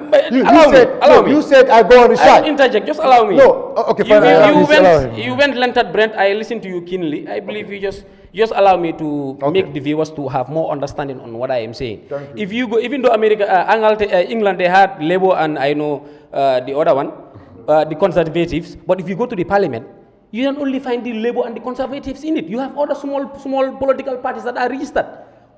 Whom you know they have representatives in the Parliament. You get it? Now, they are represented in the parliament. And now you're coming. Let me land. You're coming back to my word. Let me land, my brother. I don't agree with you saying. Allow him to land. They are represented in Allow me to land. Allow me to land. I allowed you. I listened to you keenly with all respect. Yeah, please allow him to land. Garmi, what I am saying is, Yes. in a democratic entity, You want or to in a justify? democratic You want to organization like the justify? Why you Gambia, guys want to form a party? allow me. What I am saying is, just allow me to land. Sonko, just allow me to land. Maa ngi believe ne boo nekk am important lu mu bëgg a wax. But just allow me to ma daaneel rek ma bàyyi ñeneen di tamit ñu mun a ñëw. Li ma bëgg mu gën a understand mooy, doo wax ne Gambia is a democratic system whereby we have a representative constitution and a representative system whereby doo allow other political parties ñu register. Ñun gis nañ fi last elections yi ñaata political party ñoo dem nomination ñaata la gars accept bi leen voté ñu gis ne they don't have the capacity, they don't have the number of proper nomination. ñaata nit lan bàyyi ñu jàlla 6 xaw ma 5 if I'm not mistaken, isn't it Bojang? So how can you say today the Gambians they don't have the right to register 30-40 political parties? They have the right. No, look, all Gambians have the right to do that. That's the beauty of democracy, Sonko. No, but if you believe your party has the capacity to maintain as a political party, let it be. No. Other people have the same right to register political party, to campaign, to convince citizens, and even to look for full coalitions. That's the beauty of democracy. But if they don't have the requirements, they are not going to be nominated. Rights are so we should allow that. We should allow us Gambians to exercise our constitutional rights, which is every Gambian has the right if you meet the criteria to register a political party. I agree which with is if you have the 10,000 signatories, if you have the 8 regional bureaus, you get it? If you pay the $2 million as of now, you have the right to be registered as a political party. You get your color, your constitution, your emblem, you're a political party. That's what the law says. Anything you say against that is unconstitutional, my brother. No, but come on. So this is where, like, maybe you just want an argument. Please. It's not an argument. No, you just want an argument between us. Please, one final time. No, I want to make this point very clear. Just give me 2 minutes, last please. time. 2 minutes, please. Okay. 2 minutes. Let's be fair and Garmi. No, please. 1 minute. Please. 1 minute. 1 minute. Just 1 minute. No, I think I should be the one to do that. And also we cannot have too many people to control this show. I think you should have give me that due also man tamit ma def ko. Yeah, at least pour man tamit ngeen feel ne I am present. Not so since I don't have an opinion. Man, I don't speak my mind because of yéen dama leen bàyyi ngeen wax te am naa lu ma wax waaye du ma ko wax. So maybe kon ngeen may ma man lu ma fi taxaw toog man tamit mun koo def. Just please, just 50 seconds, Sirifo. Okay, because so come for just 50 seconds. Yes, I want Tobaski to understand. Ndema foko yemola right sees mawfo. And that's why I said they should be able to bring laws. And laws are things may along go, you just don't have to bring them. In democracy, you don't bring law and impose it on people. Laws have to be the consent of the people. That's why you go and consult people before you make those laws. So basically, I mean ways how we to manage banko manage in a way is going to suit us. I am not saying political parties will not be registered. No, I'm not. But if you make laws, all right, and I said let's do it according to those laws, okay. I mean you should not deny me. All right, Mr. So I'm saying that so. All right, yeah, do. There are laws, electoral laws, you have to regulate the political parties. The IEC, they are lenient, manam, then you yomba political party. Bena chiluwai dafane, danga wara am bureau, region buneka, 8 administrative areas la. Example, CRR, North and South la. Funeka dang fa wara am bureau. So hene yo, danga form party, pour réew mi la, danga buga neka president. Réew mi yépp nga fa tega lu ñu wax ne parti bi ñoom seen boppa every party lu mu doon wax mooy Gambien si ñoo ko moom waaye yow da nga foom sa parti amuloo sax national bureau yow si region si amuloo fa benn office lu laa jokkaloo ak nit ñi loolu ban façon parti la te loi bi dafa ne soo fulful loolu dañ la war a di register maanaam yow dañ la war a génnee ne fituloo pour nekk political party waaye loolu is not happening so loi bi mu ngi fa. All right, thank you. Good. So sorry, Mr. Boy. I think the argument should not be whether we should have more political parties or not. Okay. The argument should be what type of politicians does our law attract? Gambia nañ la te suñu papa di boo demee si lopitaan da nga dee bëgg a docteur bu gis la di lu tax because requirement moo fa ne docteur foo nga jàngam nangam nga mën a nekk docteur boo wàccee school sax da ngay dem si lopitaan bi nga nekk foo résidence ay yooyu noonu house master dugg na fale ñu gom ne kii moom mun na toppatoo nit ku feebar si different areas ñeneen ni ñu specialize waaye ñun suñu loi parlement sax waxu ne soo déggee angale wala soo déggee joolaa wala mandika ñu ne soo déggee angale meaning boo déggee joolaa sax yow important la foog nga dégg angale that means you can attract anybody it's just like yàlla su waxoon ne ku nekk mun na nekk imam ku nekk mun na nekk pastor dëkk bi yëpp a nekk pastor so you are satisfied ne you want to see a qualified medical doctor but you are not questioning why you should have an unqualified president ku munta bi da letter so loi bi lu war a def mooy to attract people I'm telling you some of these people cannot even write a letter si anglais bu ñëw wane if you can speak it so we need to have people that are seasoned for example National Assembly member okay 21 years okay now no problem but we need this type of education waxuñu ne education moo gën a important déedéet waaye exposure bi because document yi nga pour nga dem nga waxtaan ak Donald Trump foog nga understand yeneen policy pour nga dem nga lobby at World Trade Organization foog nga understand yeneen yi pour nga mën a def yeneen yi foog nga am xam-xam moo tax ak suma ñaaka xam islam xam naa ne imam de xam-xam bokk na si qualification bi waaye ñun suñu président xam-xam bokk si qualification waaye suñu docteur pour mu treat la xam-xam bokk na si te président mooy tax docteur bi mu liggéey wala mu ñàkk a liggéey so suñu loi yi electoral law should attract the best of the best instead of money is the last thing so we can have plenty but naturally if the laws are there ne lii ak lii nga war a am not the 10,000 votes those are the most whatever but you want to see your track record sa corruption ndaa am nga corruption ay yooyu noonu sa jàng bi fan la toolu sa xam-xam bi fan la toolu suñu assied façon yooyu noonu dafa itam naturally koo xam ne yow mënuloo Fatiha na nga jiite te kuy jiite foofu Fatiha moom kay foog nga recite ko so that is the argument is not about the number but the quality politicians the type of politicians that our laws can attract all right loolu mooy yóbbu suñu parliament mooy yóbbu suñu presidency all right that's fine Yeah, so just there's a misunderstanding between Sonko and Mr. C. Sort of observations here. You get said anymore why you often come to understand. Parties in records and parties active and prevailing. And what is the party system in both of these democracies? Okay. Yes, no, sa mic bi xaaral ma kii mu ñëw check loolu technicien bi mu check ko foofu so xam naa Mr Martin su ñëwee ci point bi rek ñu mën a dem tamit ci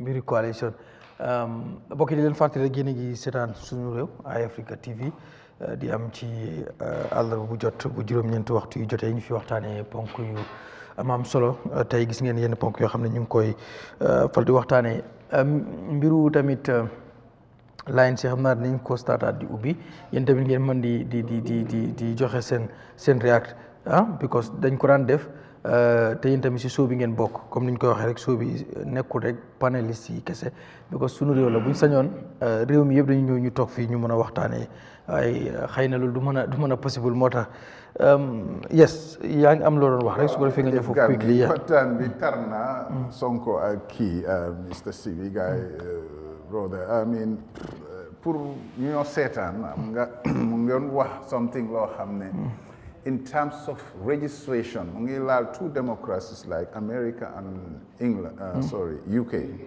which xëy na loolu mooy li ma wax ni the party registration system ñoom xëy na maybe amuñ too much of restriction this man is pointing about law mun ngaa dem lu ñoo am ne like let's take example UK dañ am lu ñoo ooyee Monster Lunar Party anybody can come maybe nga register loolu dafa nekk si register but when it comes to the system there usually dañ dee wax ne two party dominance moo fa nekkoon except there is a liberal Democrats that comes normally playing the third before, but usually is the conservative and the Labour.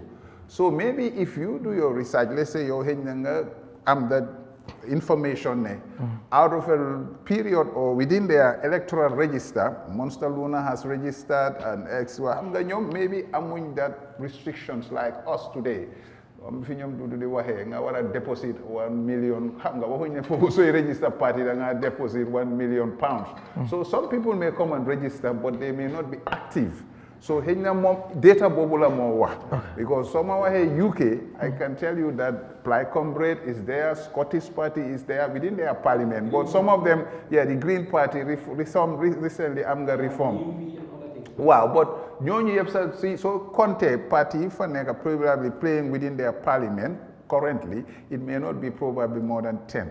So you have Green Reform ak ñi nga mention nii xëy few independent. If you play well, because Labour and Conservative are the highest, Liberal is there, Scottish Party is there, Plaid Cymru is there, you have Green UV, but again, put it that way, average dal, they may not usually go more than 10. As far as I know, I studied politics there. So anyway, America, I'm not family finger mention 50 parties. In America, dominance is a two-party system. See, wow, two-party system. You can go on the records, probably somebody who registered, like he was trying to mention, like it's like going to register civil societies here. I try to balance the two. But I'm not familiar why you're the right to join and register a party. That right is always there, open for everybody. I dispute with you. But the issue here is that probably what can be the regulations? Like he was saying, Nakala IEC, the Muna try you regularly. And it's true, we have to look at it, make it tough in the next government or next this thing, even though we are not talking about the monetary side aspect, but he was trying to point the laws that can constrain and then hold us to that. We will have to do a very good, diligent work in the next government, because current government, they're using it to the disadvantage of it. Because as I always say, if Yahya Jammeh was somebody who has made certain this thing during those days, I don't think probably President Adama Barrow would have been there. To be honest, the farm conditions you have there. But again, let's go ahead, because you can use Gisne Tamid, because there will be people, come brother Bidon Wafi, people talented who want to do something for their go or why. Why so you were saying and go be Kufawarata 100,000 la more faith. Some people around Jara or Nyomi or Basse also, they are connected with their people. Right. They want to contribute to their side. Moved. You get a coalition. Ndax 2016 coalition bi amoon 2016 bi nga xam ne moo fi indi président Barrow jëlee fi Jammeh that 2016 coalition because wax ju bari am na ci comme Gambian si reaction bi ñu ci after let's say 3-4 years later after bi ñu electé président Barrow ñu bari ju wax ne that coalition dafa bitee Gambian si yu ci bari comme coalition bi ci boppam waxuñ rek like the president but ñu nekkoon ci coalition bi yëpp coow li di ci juddu so ndax loolu yëpp am ci that 2016 coalition du ñëw yàqa wala du nekk obstacle boo xam ne mooy tax pour ñu comme opposition bi ni ñu koy waxee dañu war a amaat another coalition pour juddu bi ko ñu bëri ñu ngi wax ne génne fi incumbent moom comme Gambie si seen electoral system bi faaw nga am a very strong coalition ndax 2016 coalition du yàqal opposition bi pour ñu mën a form another strong coalition in 2026. Wow, 2016 coalition and currently politics for dynamics we move with times. 2016 coalition, Denshe Jange, we make a lot of mistakes. This is why some of us this time around, we are ready. Luñ bugaat léegi fi mu nekk nii na ci olof mooy pare nañ pour jël suñ matuwaay correct the system because we acknowledge ñun nangu nañ ne mistakes yu bari. amoon na keroog maa doon follow seen programme ba ngeen laajte conventions how 3 years issues yi ni ñëw understand nga what was the coalition negotiation. I was following my brother Kurang, Ablai and all those things. Discussions was there. Really, I felt like some of us could always give our knowledge, but as I say, it's going to be very tough this time around because Denchi Jange, the executive issue is who leads flag bearer. I'm like, we are standard bearers. Let them go for start, but standards has to come moo tax mu dafa métti torop duñ ko jël lightly. We are not going to take it lightly. That's why some of us, we created a movement to fight the system. Some of us loolu mooy suñ tànka. Secondly, waxoon naa la ne ñun tam am na lu ñoo tooga ci coalition am na ñeneen ñoo xam ne dégg nañ ne ñoom itam ñu ngi kooga pour Gambia bi let them say that let them not be despair. Coalition amu fii ni ngeen toogee ni opposition bi kañ ngeen a jóg dégg nañ leen waaye li ñoo tooga da nga koo tooga soo paree nga xam kañ nga koo roll out. I mentioned 3 things. I always consider the incumbent like a trap. We have to come with 3 faces. If we come with one, sa enemy dafa xam ne ni nga ñëwee. But apparently it's good. Like I mentioned, you have Mr. Dabo who called for something there. We don't understand how they are happening things. But we also know that Mr. Halifa Sallah, Honorable, also is working on something after whatever it is. Some of us, I've explained also, right now we have engaged with parties, particularly me and others. We have engaged with parties and movements. We are building up, to be honest. As I just say, target. Probably UDP, they have their target. Some of us, as I say, am some mission in this. Coalition, and everybody feel free to share because the mistakes that we happen, man wanako si mandinga mane fonga tonya fo ñoye gis nga yenay fo ngeen waxante dega ngeen mëna gis ba ngeen mëna ñoo anda ñun nak amna lu ñoo toga but it's an all people's all Gambians project. Te buñ partisan xam nga li ma wax ni disturb ñu ci lolu because suñ ko defé rek Ablay mention nako fi. And that is what we happened also during 2016. Luta, 2016, President Adama Barrow has to resign and be the normal Gambian that has to lead us. That was clear. Because had it been he told us that, you know what I mean, his party box is going to be there, I don't think he would have been there. And there was a thing about, I saw you people discussing about the 5 years issue, 3 years issue and so on. This has reflected since 2011. I shared some information with 2011, we discussed that. It was about a gentleman's agreement, but again, liye dañoo ñëwaat pour surface ko pare bi yoon. Xam nga defoon nañ gentleman's agreement boo xam ne president toog na mu ne he is not going to be subjected to court. Gaa yi ne it's not legally binding. We have assessed ourselves, some of us, we are going to create a system, a framework where your president, you can subject yourself to court. And you can agree, not to take a court or tribunal also. Because the problem in Gambian executive government is about sometimes the betrayal of the executive, which is very dangerous. Sometimes, understand, dynamics don't change. Because let's say, for instance, Barrow sat less than 3 years, he says that he's going into a party. Lee won't happen. Some of us sat with him, and that's what we see. We discussed this. Man, Lee, I can tell you that. I say, what? You haven't had time to settle the 3 years issue before now you're engaging into a party. So this time around, we're going to avoid that, and we can still get somebody. Yeah? Because ñu luñ bëgga moy dañ sonna Gambian si dañ sonna ñoo leen dugga si gaal boo xam ne moo leen a save. Because buguñ understand nga moom laay wax ni halfway through we medium term we will discuss with these people but we're not going to wait for them ne understand nga we might think most of us we didn't agree ne understand nga movements yaa ngi fi yeneen parties ñu ngi fi there is a lot of this thing ñun pour ñun I don't see where you tell me that I'm going to vote for party A's box. What we are going 2016, what was the box that we think? It was what? A Gambian box, not so? Which is Barrow and what? Allow finger, and then what was it? See wood or how man like a little it's not something that everybody had it been you told Halifa Sallah or told some of us that Barrow 2016, so you were on the mom a constitution be 5 years la. Do you think Barrow will have been there? Nobody. Barrow should have going to be there. Yangi Degon Aïssatou Touré 2 years, Halifa Sallah 3 years, Kenen 3 years, ñoom Amad Ba ñëpp bi gaay taxawee si platform loolu lañ doon wax ku nekk xamoon na ne 5 years la but why didn't they tell us that? Barrow himself didn't come and tell us 5 years. Waaye dafa toog ba xaar ne understand nga he was in then he tried to bring section 63 that's 5 years because ñun liñ doon expect then section 65 would have been there. you be a transitional government. This time around, it's going to be different. We're going to make sure you take the whole entire 5 years before you even start switching. Because duñ nangu nga duga be pare switch party. Because Ablaye mentioned nako fi. Once duga nga si party agenda, you look at your purview of your party. Okay, tay am na ñoo xamne dañ leen fal. Biñ leen falé, a lot of Gambians engage into the process.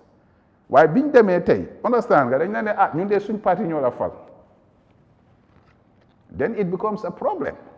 Kale mu ngeen naan Gambians yi ñoo ma fal, kii mu ne no party moo la fal.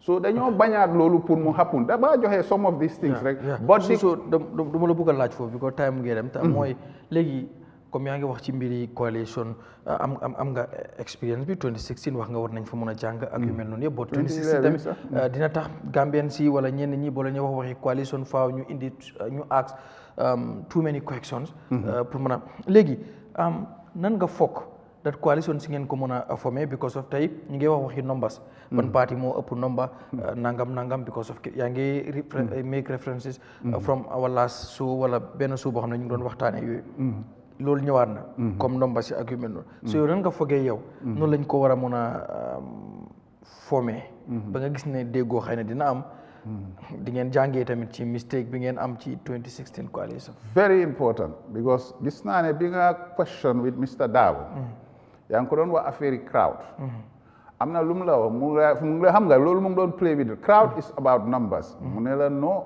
waxu la dafa la defee mu ne la about ideas because if in numbers let me tell you in politics the reality is that numbers they dwindle and sometimes they disappear kila wax ne Barrow xëy na 2021 mu ngi am 400,000 gis nga Barrow xëy na fi mu nekk nii sax pour mu struggle am 250,000 votes in the next election you never know because everybody now is working up sometimes da ngaa dem ba nga feel ne understand nga you have 100,000 or 200,000 votes sometimes you meet dynamics comes this is what happened numbers alone are not static mënuloo maa toog nga ne ma UDP number bi mu am mooy garantie ne ba léegi loolu la moo am they dwindle so look at election cycles normally the more you this thing because fi mu nekk people are fed up with Barrow so there is likelihood that Barrow can even lose 100,000 votes or 150,000 votes they are waiting for something else people are ready for something so ñun foofu la ñoo waxee so gis nga di wax ne loolu soo ñëwee si negotiations like I had, you are with an open mind. But again, mun nga ñëw nga ne okay lii nga am waaye ñun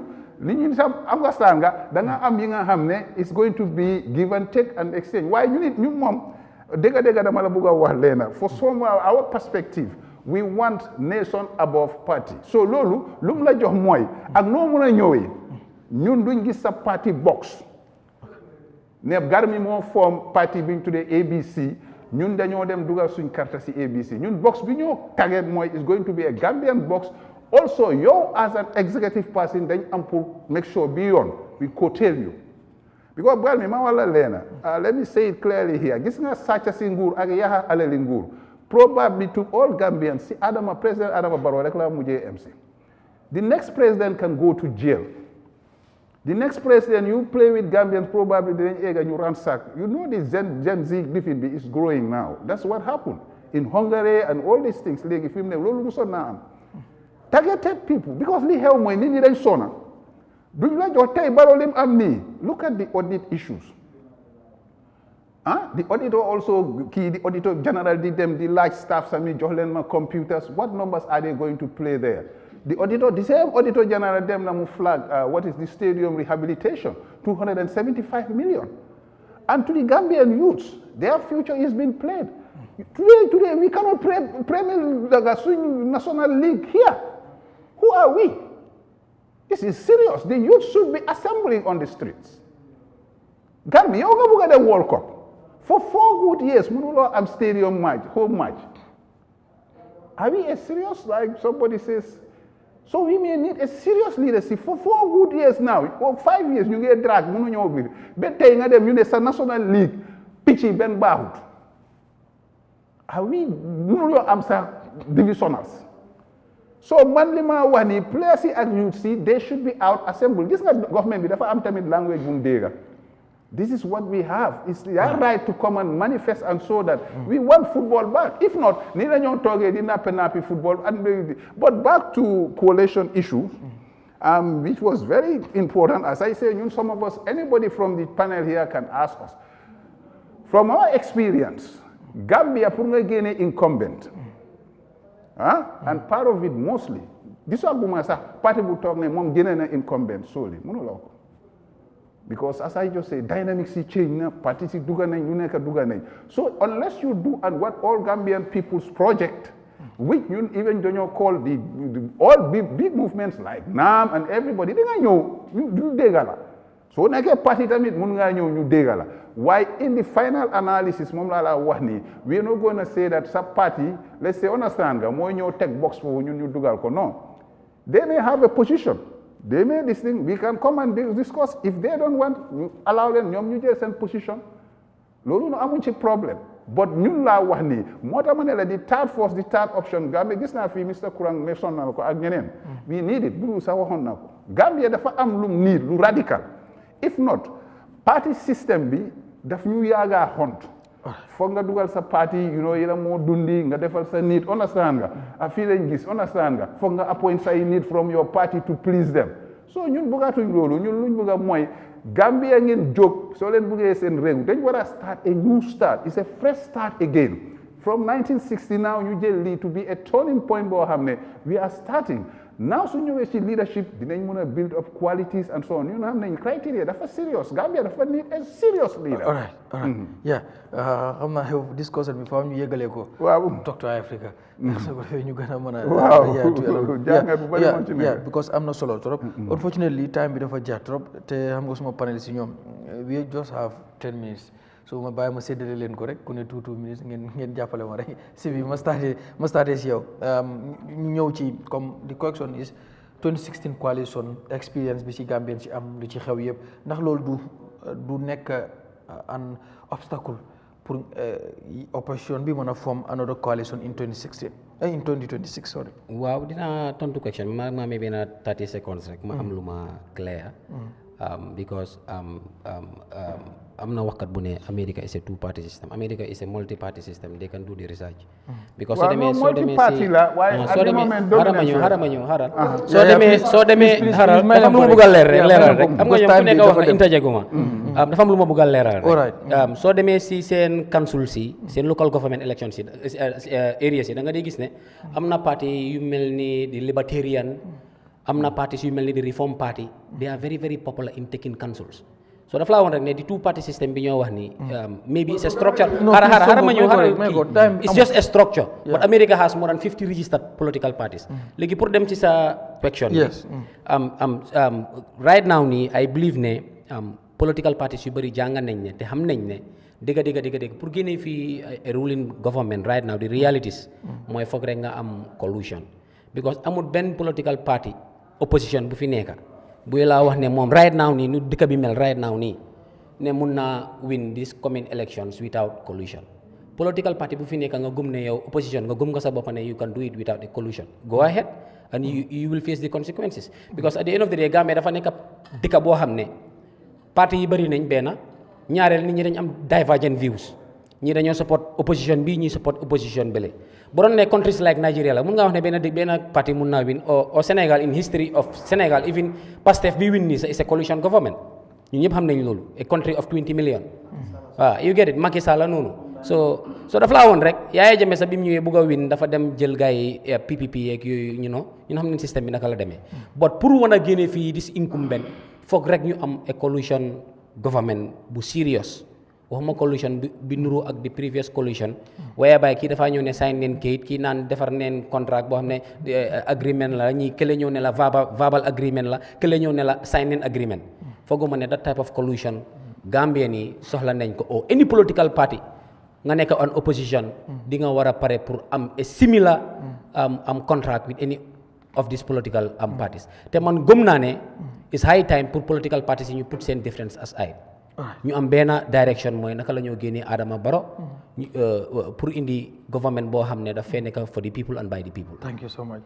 Thank you so much. ñu nga respecté time bi Mr. Boja you have 2 minutes. Yes comme vétéran bi lu mu wax is a big chance because boo musta def dara yaa ngee door si boobaa dang dee mën a am mistakes but now def nañ ko gis nañ especially those that are involved gis nañ what mistakes they've made and what they can now do and stuff like that and te moom lawyer la he said now you will make you commit yourself yeah, so obviously they know the mechanisms to go around that and I think there is a group of people ñu nga xam ne they know a lot that they can do regarding that waaw man li ma gëmoon mooy ba léegi whatever agreement they are going to have Garmi this time around war nañ ko publish ñëpp dégg ko ñëpp gis ko te leena la nit ñi di waa man alliance la believe coalition if you tell me numbers in coalition I don't have any problem but li ma nekk di wax Gambien yi pour ñu tëb ñu all the time realize ne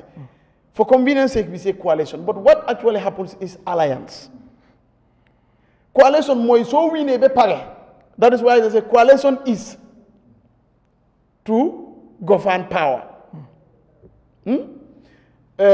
alliance is to win power so governance and winning du benn pour nga mun a win boobu usually Adam Barrow said dafa jéene NPP so what the need for you to say he should be UDP should lead when he is going to resign doesn't that make any sense kii dafay resign still nga ne UDP boo war a lead for example or nga ne ok PDOS moo am majority ñoo war a lead waaye PDOS kuy tawa sax dafay resign so party doesn't work there anymore that is alliance for you so boobu wax ne ñun ñoo number nii déedéet loolu doesn't matter that's not the textbook and the practical definition of any alliance yes if you say coalition but coalition mooy win ngeen ba pare that is it for you now to govern you will need the support of other parties and other stuff loolu nga dee am proportional representation waaye alliance yow nga ne dañoo def alliance bi yow da ngaa gisaan sa parti ba léegi nga ne yow sa parti foog mu jiite te yow gisaan nga so